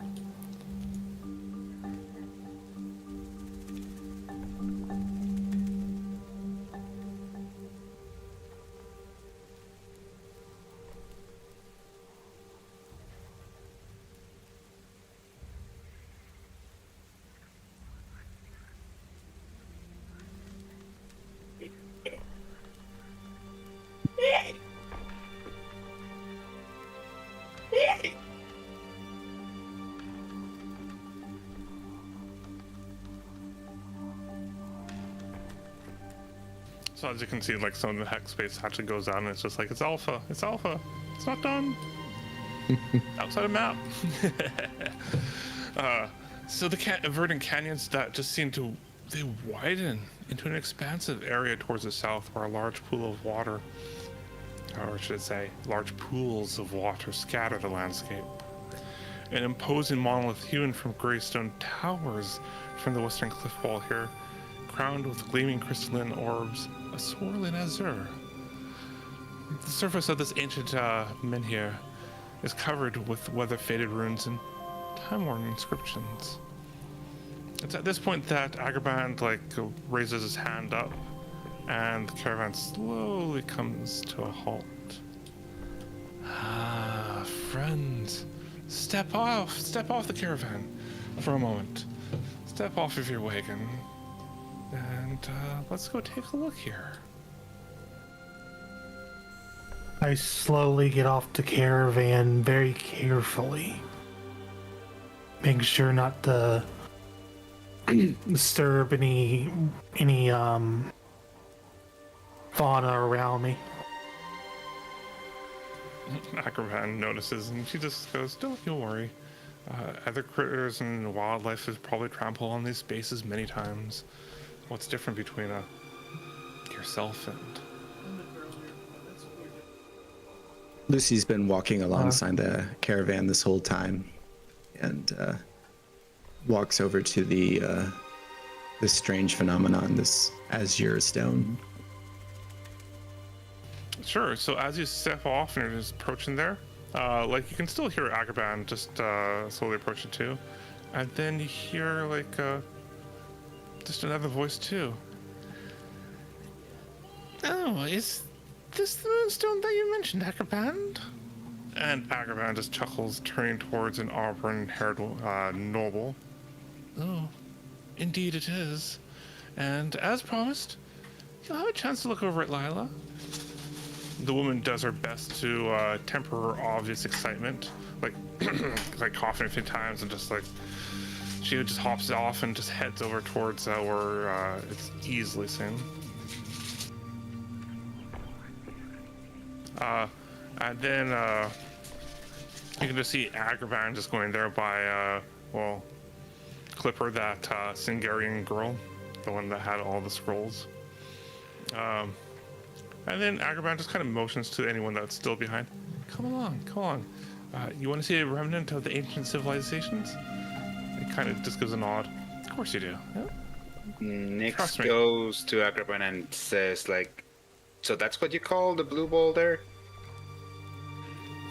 He kind of gives a smirk as it's in the distance. No. I mean, yes, but no. And he kind of just he walked for just a few minutes. And it's not long until all of you are just finding yourself face to face as you stop near water, and he kind of just points up towards the sphere as he gets closer. "Surely this is something that you'd find interesting. It's not often that we see, especially on a fine, clear day." He stops. "Oh, it's not raining. Oh my! Just enjoy the sphere here. It's oh." He kind of pauses as everyone else comes closer.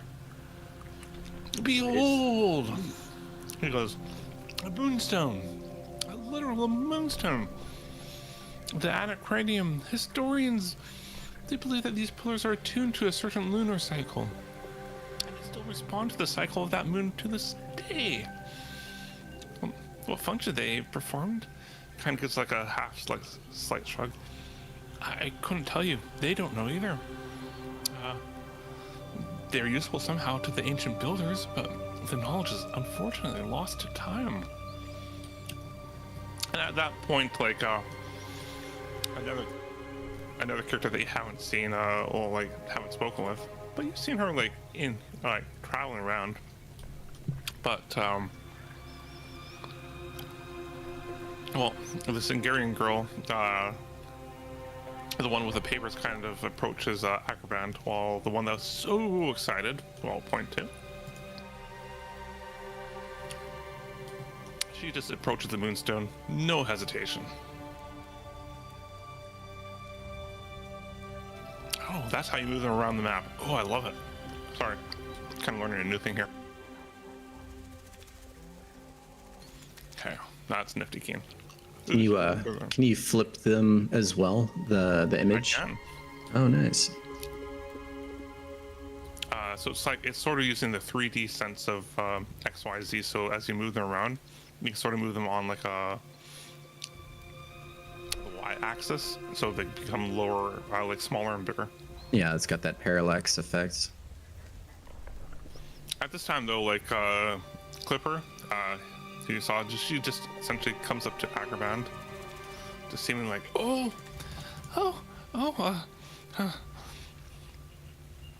and then Lila just turns to her. Clipper, I did not think of you as for a fan of old rocks. And the Singarian offers like this grin of pointed teeth. Same for you. And Lila just immediately turns her attention back to those stone and just says, actually, I studied ancient stonework as part of my training for House Severa, and nothing we studied was ever in such good shape. It's amazing, really.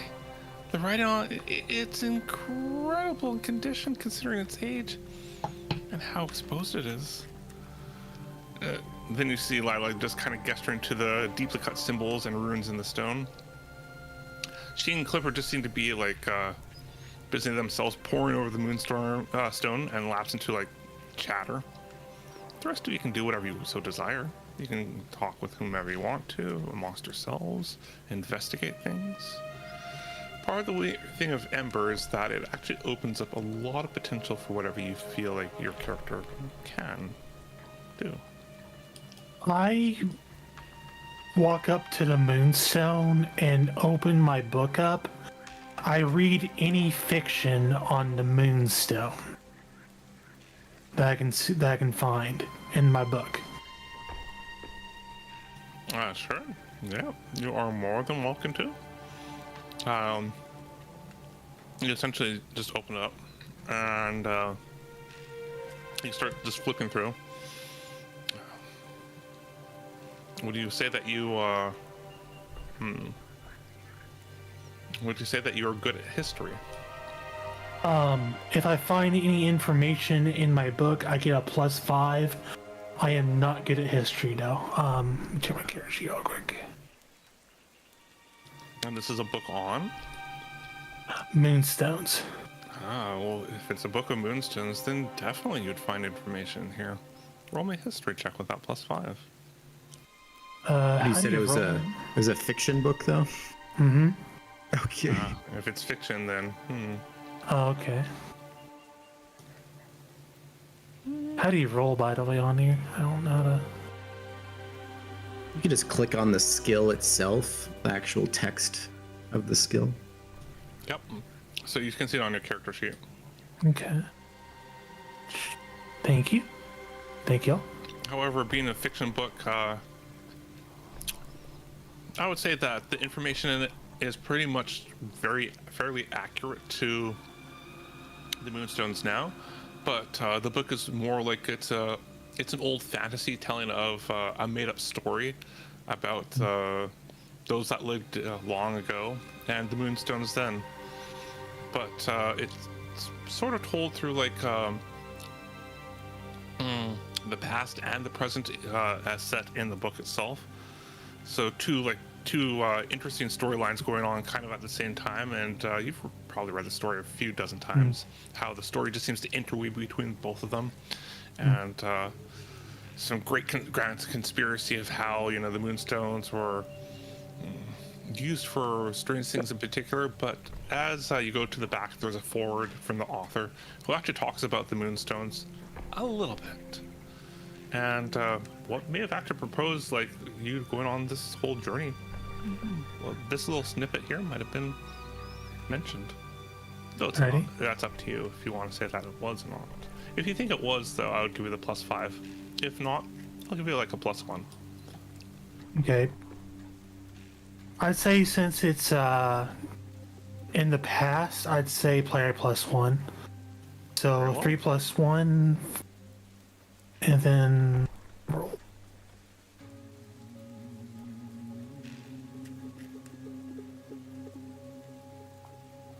15. Perfect. Plus one. Oh, yeah, plus one. Oh yeah. I mean, at least in this book that you have, as through the author's notes, they actually mentioned some of the stuff that was in there was actually based on actual historical accounts, especially about like following the Shattering, this great grand event that really put everything into chaos. And this, like how it tells in the book, is that well, it tells about the Shen doing a battle against terrible abyssal forces, which destroyed most of their civilization. But it was a short entry, and it doesn't tell much else, unfortunately. Nix is looking at this, and everyone's so interested in it, and he's thinking about taking a closer look at it, and he wants to just get on the vines and trees nearby and climb as much as possible to get as close to this orb as he can without getting on the actual thing. That's, Oh, sure. Yeah, you can definitely do that. No problem. then I'm going to kind of trace. Maybe I don't know if trace is possible because it's so big, but perhaps copy the runes that I can see or any sort of inscriptions into my book and just kind of take some notes, you know, to document our journey. Sure. As you're essentially taking down the notes, not a problem. I would actually ask you to give me an insight check too, just to see if you noticed anything interesting from Insight check. Right, you got it. However, yeah, you're marking things down and like right, and for a moment, Clipper just kind of gives an eye to what you're doing, even after she's done talking a little bit with Lila. She goes, "Oh, hold on, Lila, just one sec," and she goes over to you. You're trying to write down these. Perhaps you're interested, but if you come over here, I'm just about to cast comprehend languages, and I'll be able to tell you what they say. That would be most enlightening.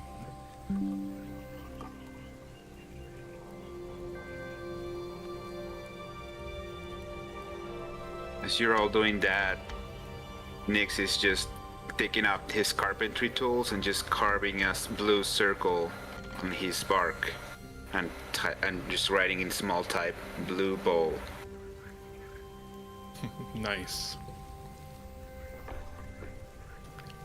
So Clipper essentially with her spectral arms just weaves out the quick spell, comprehend languages. And she looks up to the pillar. Oh, I've been actually kind of looking forward to this. Lila, here, take a look. Lila kind of looks up. What am I looking at? And Clipper just points there, and she kind of points like more towards like this circle here. Actually, this seems to be what the language is sort of based on. Everything else seems to be very intricate, and they do say a few things, but this she just like directs her one of her free hands, like index finger, like her right hand, just towards it. This.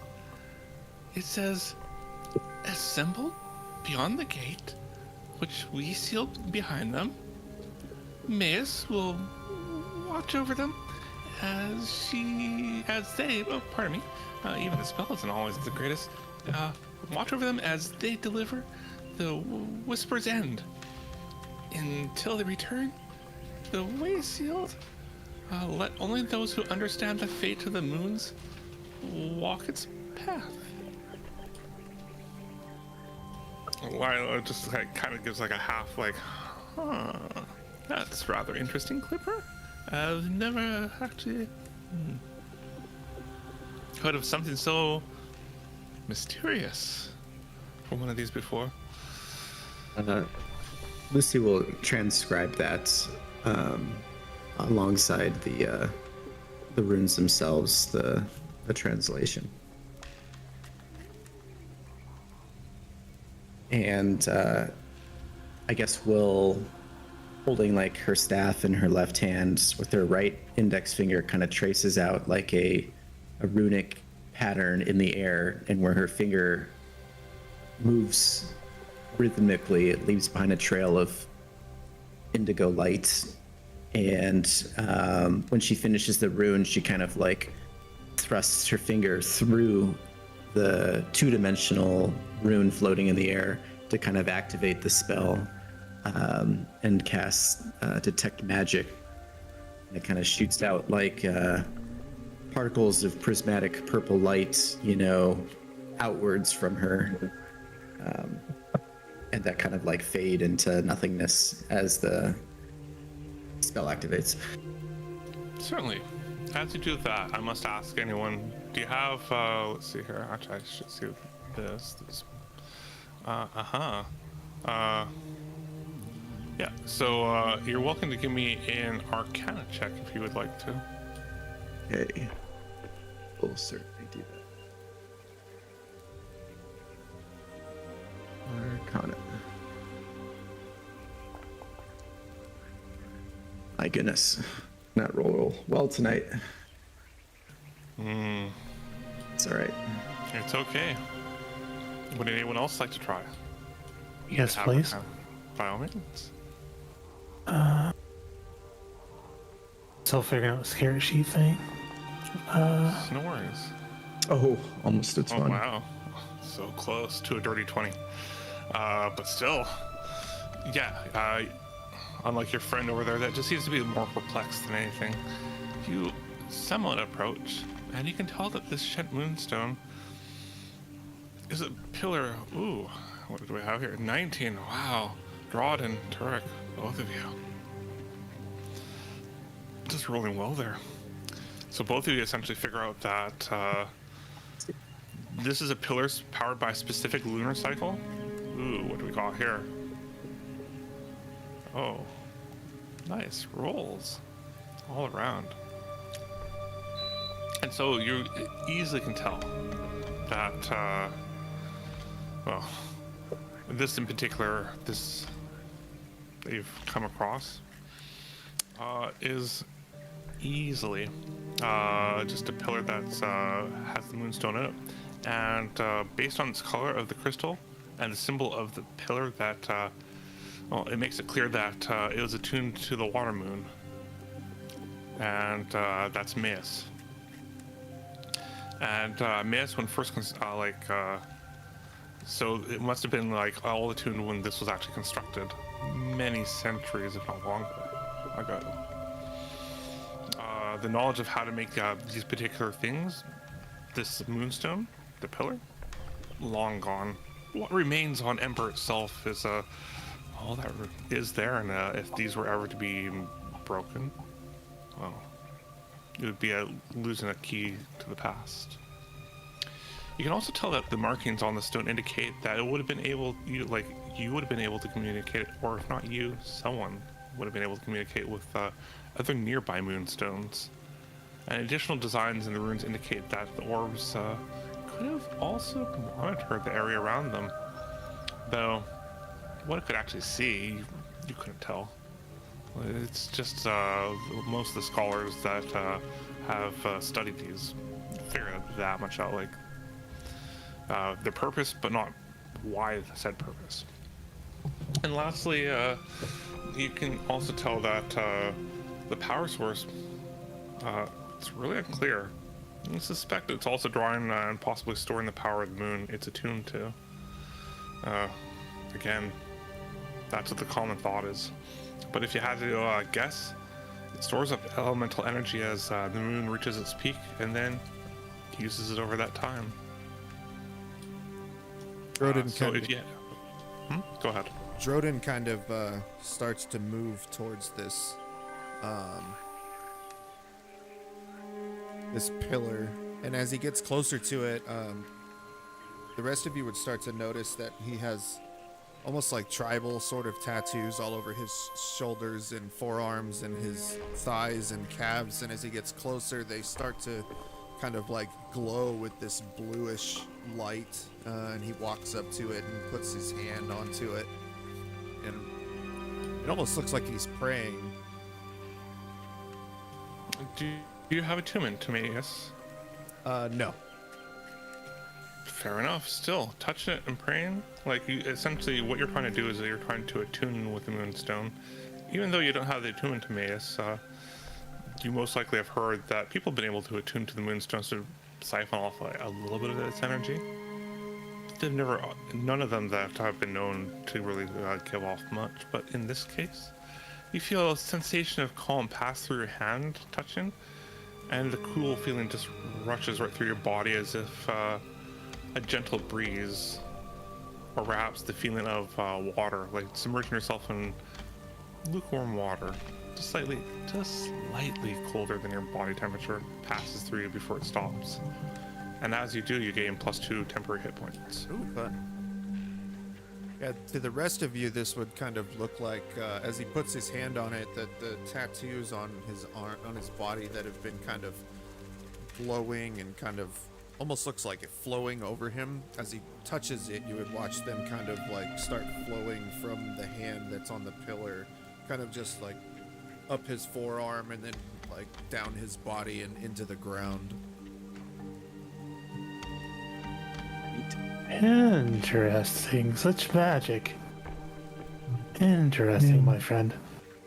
I think Timon will also approach the Moonstone and investigate it a little more closely, seeing as it is attuned to the same moon as him. Certainly. And do you two put your hand on it? Yes.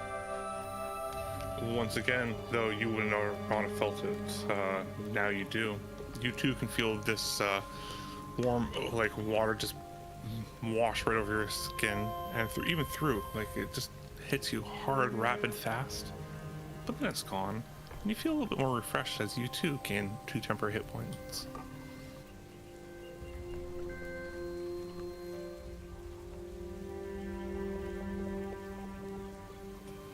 Lila just like gives you right there, just gives you like this strange look, and then she too puts her hand on, waits for a moment, and then she kind of just like gives this shock as she just pulls her hand away. But you can tell that she's experienced what all of you had just felt, at least the 2 of you have felt, that indeed she's gained that +2 temporary hit points too.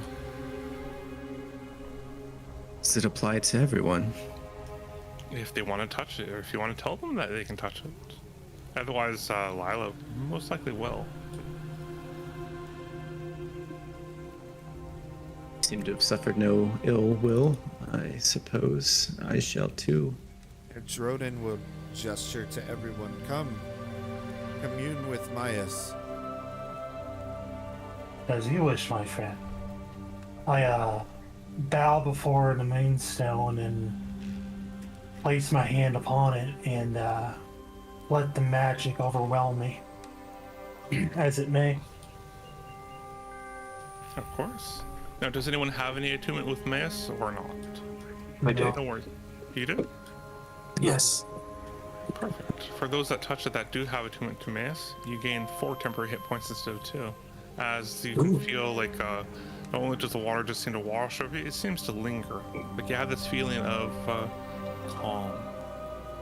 Like this flowing power that flows through you, but it gives off this sensation of calm, serenity.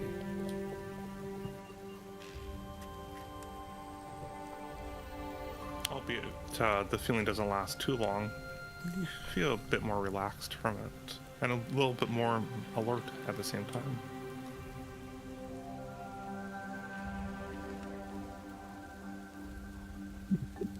That was lovely. Just lovely.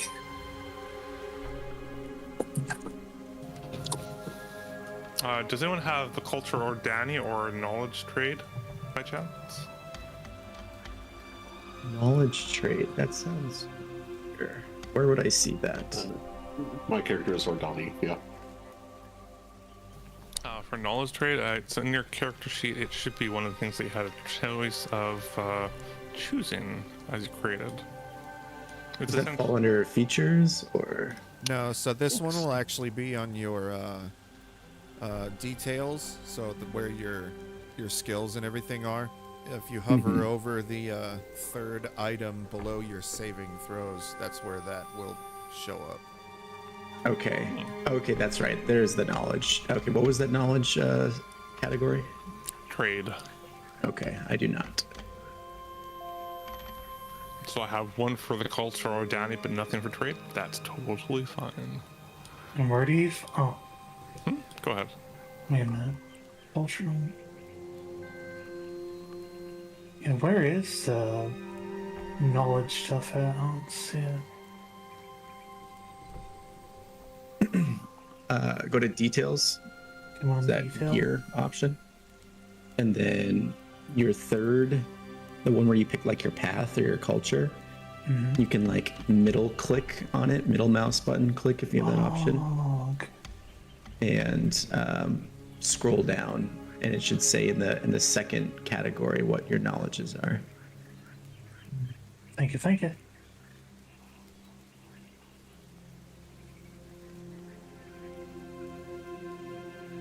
Yeah, it's a pretty interesting system. But you yourself, just being the only one that has the culture, Danny, you kind of recognize, well, Lila as actually an emissary of House Kedver. I mean, for a moment there, it doesn't seem like much, but then it kind of strikes you in the back of your head that House Kedver is actually one of the 5 trading houses that makes up the mercantile leg of Ordain's triangle of power. And Ordain is not some small, like, township. This is a great city. This is one where all of you are going, in the end, for whatever it be, business or pleasure. Ordain itself is... it's something of that those that have ever have gone there have always come back and said that they've never seen anything of this size before. Of course, there are other cities of the size as this, but Ordain itself is it's a powerhouse, so to speak. And so this particular house focuses on mining and roads.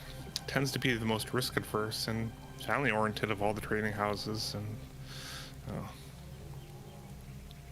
I mean, taking a look at Lila herself, she just has that richly decorated coat wearing like she wears, and it's not as if, you know, she is hiding who she is. She just kind of gives you like this nod as she just she just nods and she goes, "Oh, that was very interesting, wasn't it? Touching that stone." It was very interesting indeed. Quite an arcane thing it was. Most mysterious these things are. What do you think, my friend? I think that they're indeed mysterious, but I love seeing stuff of this of the past. I mean, my family likes to see stuff of the past that they can sell for sure, but I prefer to see it up in person and just leave things as they are. I mean, yeah. There's other ways to enjoy life, and she kind of glances up at the moonstone and back to you. I can see it now, and I'm certain that those that want to pass through this trail in the future would love to see it too. I love it. I want to see more. So, who are you, by the way? I never grabbed your name. They call me Torek. I have a fascination for these moonstones as well. They seem rather fascinating to me, with their arcane nature. She kind of just holds out her, extends her right hand, offering like a handshake. Ah, Laia Ket Sever to you. It's a pleasure. It's truly a pleasure. I offer my hand too, and I grab her wrist to make sure that she doesn't have a dagger or anything. I trust her and everything, but I was making sure. That sort of handshake, and she just grabs her wrist back and does like a up and down motion. Yeah. Her hand. No problem. I mean, I hope that you're enjoying the travel so far. She kind of just looks back from wherever everyone's traveled. I mean, coming from Castle Brava myself, it's nice to be able to go elsewhere, especially back to Ordain. But I have to get back to Ordain quickly, but I'm glad we have at least a little bit of time to enjoy ourselves here. Oh, yes. Well, it was nice meeting you, my friend, and I pat her on the head and turn around and walk off. And I sit down on the ground and it's like sit down hard for a second, looking at that moonstone. Just taking it all in. Having politely waited for the first conversation to end, I'll approach Lila and say, "It's nice to have someone else from home on the road." Oh, do you come from Ordain? I do, in fact, and I admit it's surprising to find one of House Severe on the road. Yes, I mean, we do travel a lot, but there's other ways besides here. Unfortunately, from where I was in Casa Brava, the caravans are the only option, and she just wants to Agraband. His was the first one out. The moment I got the letter, I had to leave right within hours, and timing was good, and he accepted my coin. She looks at you. Hopefully, you aren't in such a rush, and your circumstances are a little bit better than my own. Well, in truth, I am rushing a bit myself. I know my family is waiting to see me back in Ordain. Hopefully, they're in well enough condition then? You just missed them, I assume? I have no reason to worry. Good. Yeah, she kind of just lets out like another. Yeah, I have some family business on my own back at home, and unfortunately, I don't have really an option for the scenic route. The way that Agraband and all the caravans go through here, we might see a few more at the Hellcrest Fair, but most likely not. Agraband, even stopping over at Hellcrest, and she kind of just motions in the direction where you're eventually going to the east. I can wait there for a few days, but I can't wait to get back on the road. She just seems to be a little bit more like a little bit more wistful as she says that. A little like you can tell she's really wanting to be rushing more than anything else, but has accepted the fact that she has to wait. I'll say I wouldn't mean to pry into the affairs of one of the great houses of Ordain, but surely your family can spare a few days without you.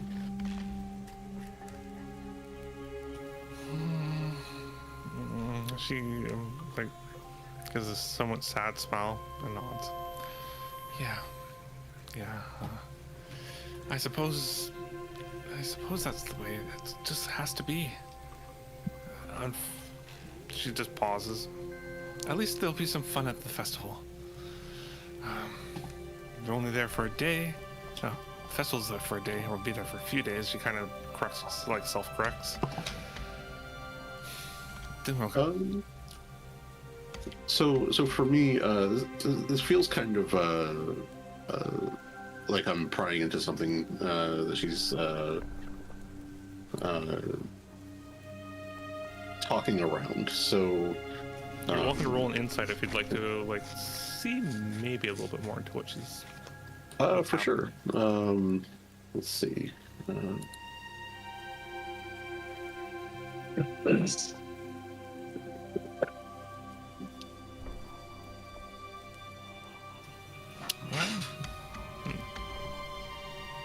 So, you can definitely tell, from the way she's talking, that she seems to be somewhat preoccupied, with her thoughts and perhaps something more. But she shakes her head after and goes, nothing to be worried about.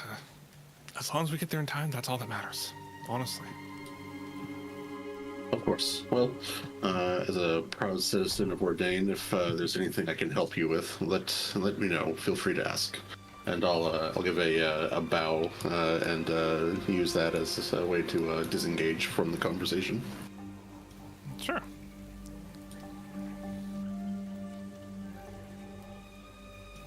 Yeah, as you move away, Clifford just kind of talks, looks over to Lila, and then just gives a nod as you head off as well. How much longer until our next stop? Agrabah goes, a few more minutes. It won't be long. It won't be long. He kind of looks over. Hey, Clifford. And Clifford just kind of looks at me. Like kind of surprised that she's getting called, and turns around. Yes. Agrabah goes, I mean, you're one of the ones with your with Lila here that really wanted to see it, but I mean, I know you're learning magic and lore too. Do you know how much longer you'll be? No rush. Just, I feel some of our companions here are wanting to move on. And Claire goes, no. She kind of pauses. I think I'm good. I mean, I was able to use, just read some of the stuff here, and I think I got what I wanted. Agrabah just nods. All right, well. Well, my friends, he kind of looks to the rest of you. I suppose, if all of you are ready to go, we can head off. That's no problem. What do you say? Well, I say we better be on our way, as wonderful as this is. I appreciate y'all for letting me see this. This is truly a spectacle here. A true wonder, my friends. Let's be on our way. Stupid thing. Hold on. The open road beckons. Should not be that time. Why is it that I click on there? Is that an actual bug that I found? Oh, the time just kind of swung by far too long, so let's rewind that by a day. Somehow time just seems to pass by rapidly? I say questioningly. Very odd. But that's not the real case. Just possibly a misclick on my part. But yeah, getting back onto track isn't too hard. It's just within minutes that you find yourselves, and let's make sure this actually works this time. There we go. Perfect. We've only been there for roughly about an hour, walking to, looking around, heading back. And you find yourselves back on the road. It's early enough.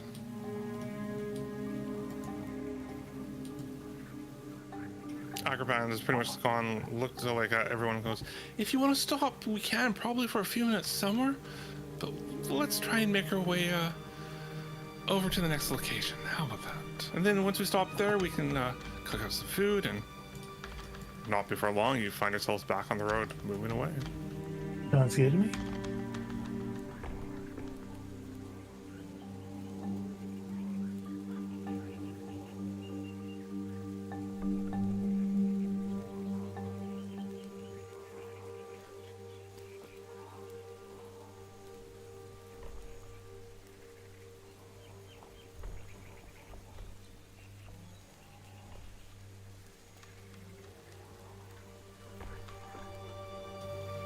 As you continue onwards, indeed, like, it's getting late, and Agrabah's essentially going, just a couple more hours, we'll get there.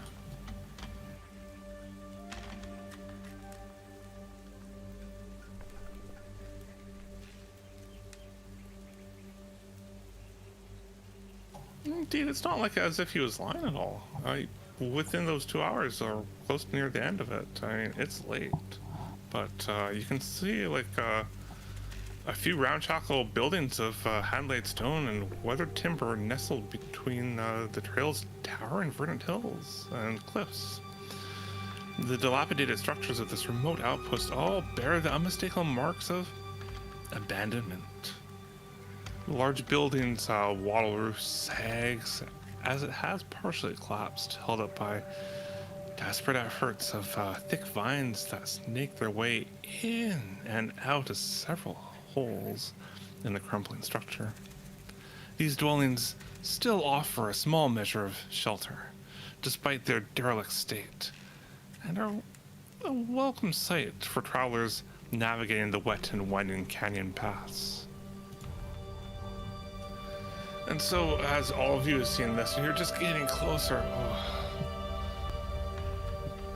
Agrabah just pulls the caravans to a stop, and he just hops off. Yes, I mean, it doesn't look all that hospitable, but this is where caravans just stop for the night. Better than trying to create a camp in this open area. It's where more critters and such are found. We stay inside here, or at least outside, just in the perimeter, and we should be okay. And you can definitely tell that, like, as you pull close, the accommodations, it's modest, but it doesn't really have enough sufficient space for wagons. The Onyx and the travelers of all the caravan to really rest inside. So some of you have decided, or at least some have decided to, stay outside for the moment. Set up a little bit of camp, but it's not long before the flames are going again of the campfire, and all of you can rest your weary legs and just bodies. Albeit traveling on the caravan all day, it's not a smooth trip. I mean, it is bumpy at many times, and your body has to readjust. Coming to a complete stop is probably just the most relief that you can feel. And so it's time to refill your hungry bellies as cooking food is just hitting the air.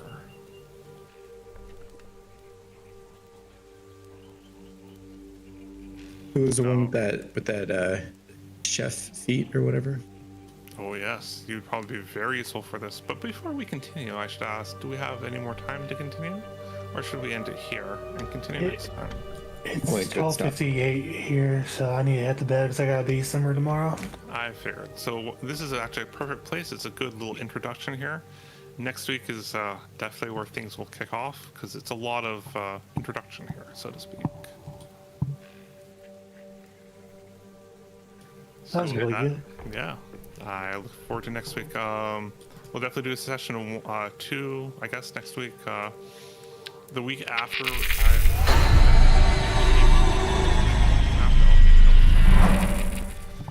my dad's gonna be in town. Then after